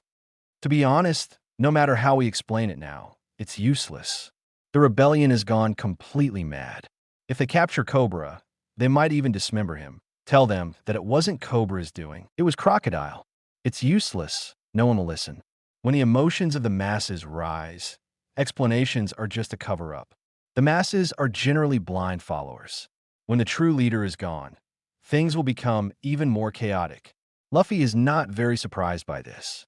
He has seen too many things like this. It's much harder to refute rumors than to spread them. Not to mention, in the news reports, the world government didn't fully disclose what Crocodile had done in order to save face. They simply said that this person used banned dance powder and stole rainwater from other places. I understand. You can come back now. Nodding, Luffy ended the communication. Vivi immediately grabbed his hand and asked, "What should we do, Mr. Luffy?" "Don't worry, it's a small problem. Sending Robin, there is just a trial. If communication doesn't work, then we'll use violence to suppress them. It's just 500,000 people." Back on the sofa, Luffy could even leisurely drink tea. But many people will die in the war. Everyone is just being deceived. Vivi clenched her teeth. There must be a solution. She racked her brains, deep in thought. "I won't die. At most, I'll just pass out." "Die, huh?" Vivi's face showed a cute and dumbfounded expression. In the next moment, her eyes filled with hope. She grabbed Luffy's arm and anxiously asked, "Mr. Luffy, do you have a way?" Luffy couldn't help but laugh. "When these people come over, I'll just use Conqueror's Haki to knock them out. I don't know why you're in such a hurry." Upon hearing this, Vivi was momentarily dazed. "Did you forget what I said before?" Luffy shook his head. "You're going to be a queen in the future. You need to know how to use other people's strength, position, and power to solve problems that you can't solve on your own. Being kind-hearted alone won't make you a good queen." Memories of their time on Little Garden flooded Vivi's mind. Perhaps a sense of dependence had developed, and Vivi's uneasy emotions dissipated somewhat. "I'm sorry, Mr. Luffy, for troubling you again," she said apologetically. "It's not for free either. Be prepared with a reward of 1 billion berries." Luffy smiled and drank his tea. He really wanted to say, "Come a few more times. It's so easy to earn 1 billion. And with the addition of 2 devil fruits, it would be 1.2 billion. Upon hearing this, Vivi looked troubled, biting her crimson lips, and whispered softly, Mr. Luffy, I just found out that my father has owed the Royal Army half a year's military expenses. Maybe we can't come up with that much." The further she went, the quieter her voice became. "Luffy, that's impossible, right? This is Alabasta, a world power with a standing army of 600,000. If we calculate the minimum monthly military expenses of 50,000 berries per soldier, just the military expenses alone would be 300/Z. You can't even come up with a mere 1 billion? How can the king be so poor?" Luffy looked bewildered. Suddenly, a moist sensation came to his cheek. Luffy was taken aback and saw Vivi, her face blushing, speak softly. "Can this save us from all that money? Please, Mr. Luffy. The country really has no money left." She was both shy and embarrassed, feeling that she owed him too much. "I hate women who tease and then run away." "Huh." Immediately after, Vivi let out a sound of surprise and was pressed onto the sofa. When her lips were kissed, Vivi didn't know what to do.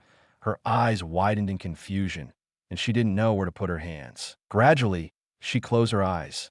Outside the door, the soldiers immediately turned around, silently praying in their hearts. "I didn't see anything." At this moment, King Cobra hurriedly walked over. He had just received a report from his subordinates that the rebel army was gathering all their forces, preparing to launch a full-scale attack on the capital. At the thought of the casualties of war, King Cobra didn't dare to slack off for a moment and immediately thought of seeking help from Luffy Island. But just as he reached the door, he saw the scene on the sofa and was dumbfounded. The soldier at the door wanted to salute. King Cobra immediately regained his senses, made a gesture for silence, and quickly waved his hand, signaling the two to leave. Then, he quietly moved his steps, trying not to disturb his daughter's intimate moment. Vivi has grown up too. It wasn't until he had walked a considerable distance that he let out a sigh as a father. He was getting older himself, and it was time to consider the issue of succession. However, pirates. Thinking of this, King Cobra had a headache. Luffy's grandfather is the marine hero, Garp, and he takes pride in the fact that they are a good match. But Luffy is a pirate, and moreover, a Shichibukai. Should he hand over the throne to a Shichibukai? That wouldn't be appropriate. Vivi is the only descendant of the Nefertari family in this generation. According to the general inheritance system, the most suitable person is Vivi's child, who will directly inherit the position when Vivi is too old to work. Next is Vivi's husband, who will inherit the power. Lastly, it is Vivi herself, unless her husband is completely useless, in which case this option comes after the first two. But considering the current situation, the answer naturally is the child. Next is Vivi, and lastly, Luffy. No, I'm overthinking. It's a good thing that this girl has someone she likes, but we don't know what the future holds. The worried old father, Cobra, thought to himself. We also have to consider Luffy's character. Your Majesty.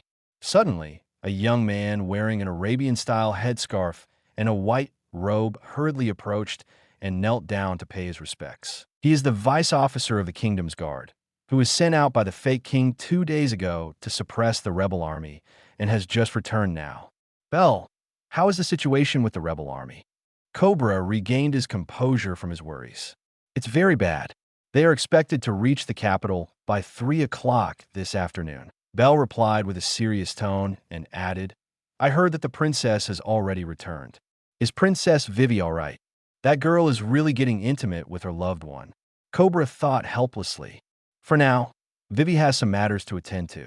Let's not worry about her. Bell, gather the troops and prepare for the final attack against the rebel army. Yes, Your Majesty. Luffy doesn't care about the 1 billion. He is not seeking any rewards. He just simply dislikes women flirting with him and then running away without taking responsibility. Therefore, he gave Vivi a harsh lesson. He only let go of the girl when she was almost unable to breathe. To be honest, she was too inexperienced. She didn't even know how to catch her breath. When Luffy did it for the first time, he instantly mastered this technique. Do I really have to teach her? Isn't it something that everyone figures out on their own? Who? Vivi blushed, panting, her long eyelashes trembling. Mr. Luffy, she exclaimed angrily. It's your turn. No more novels? Take part in the voting. The most requested novels and those with the most likes will be chosen for publication on euroaudiobooks.com. There, I can upload as much as I want without the risk of receiving a strike. Our 18 novels and other content that exceed what is morally acceptable are only published on Patreon or the free novels page. Remember, the site is funded by donations on Ko-fi and Patreon memberships.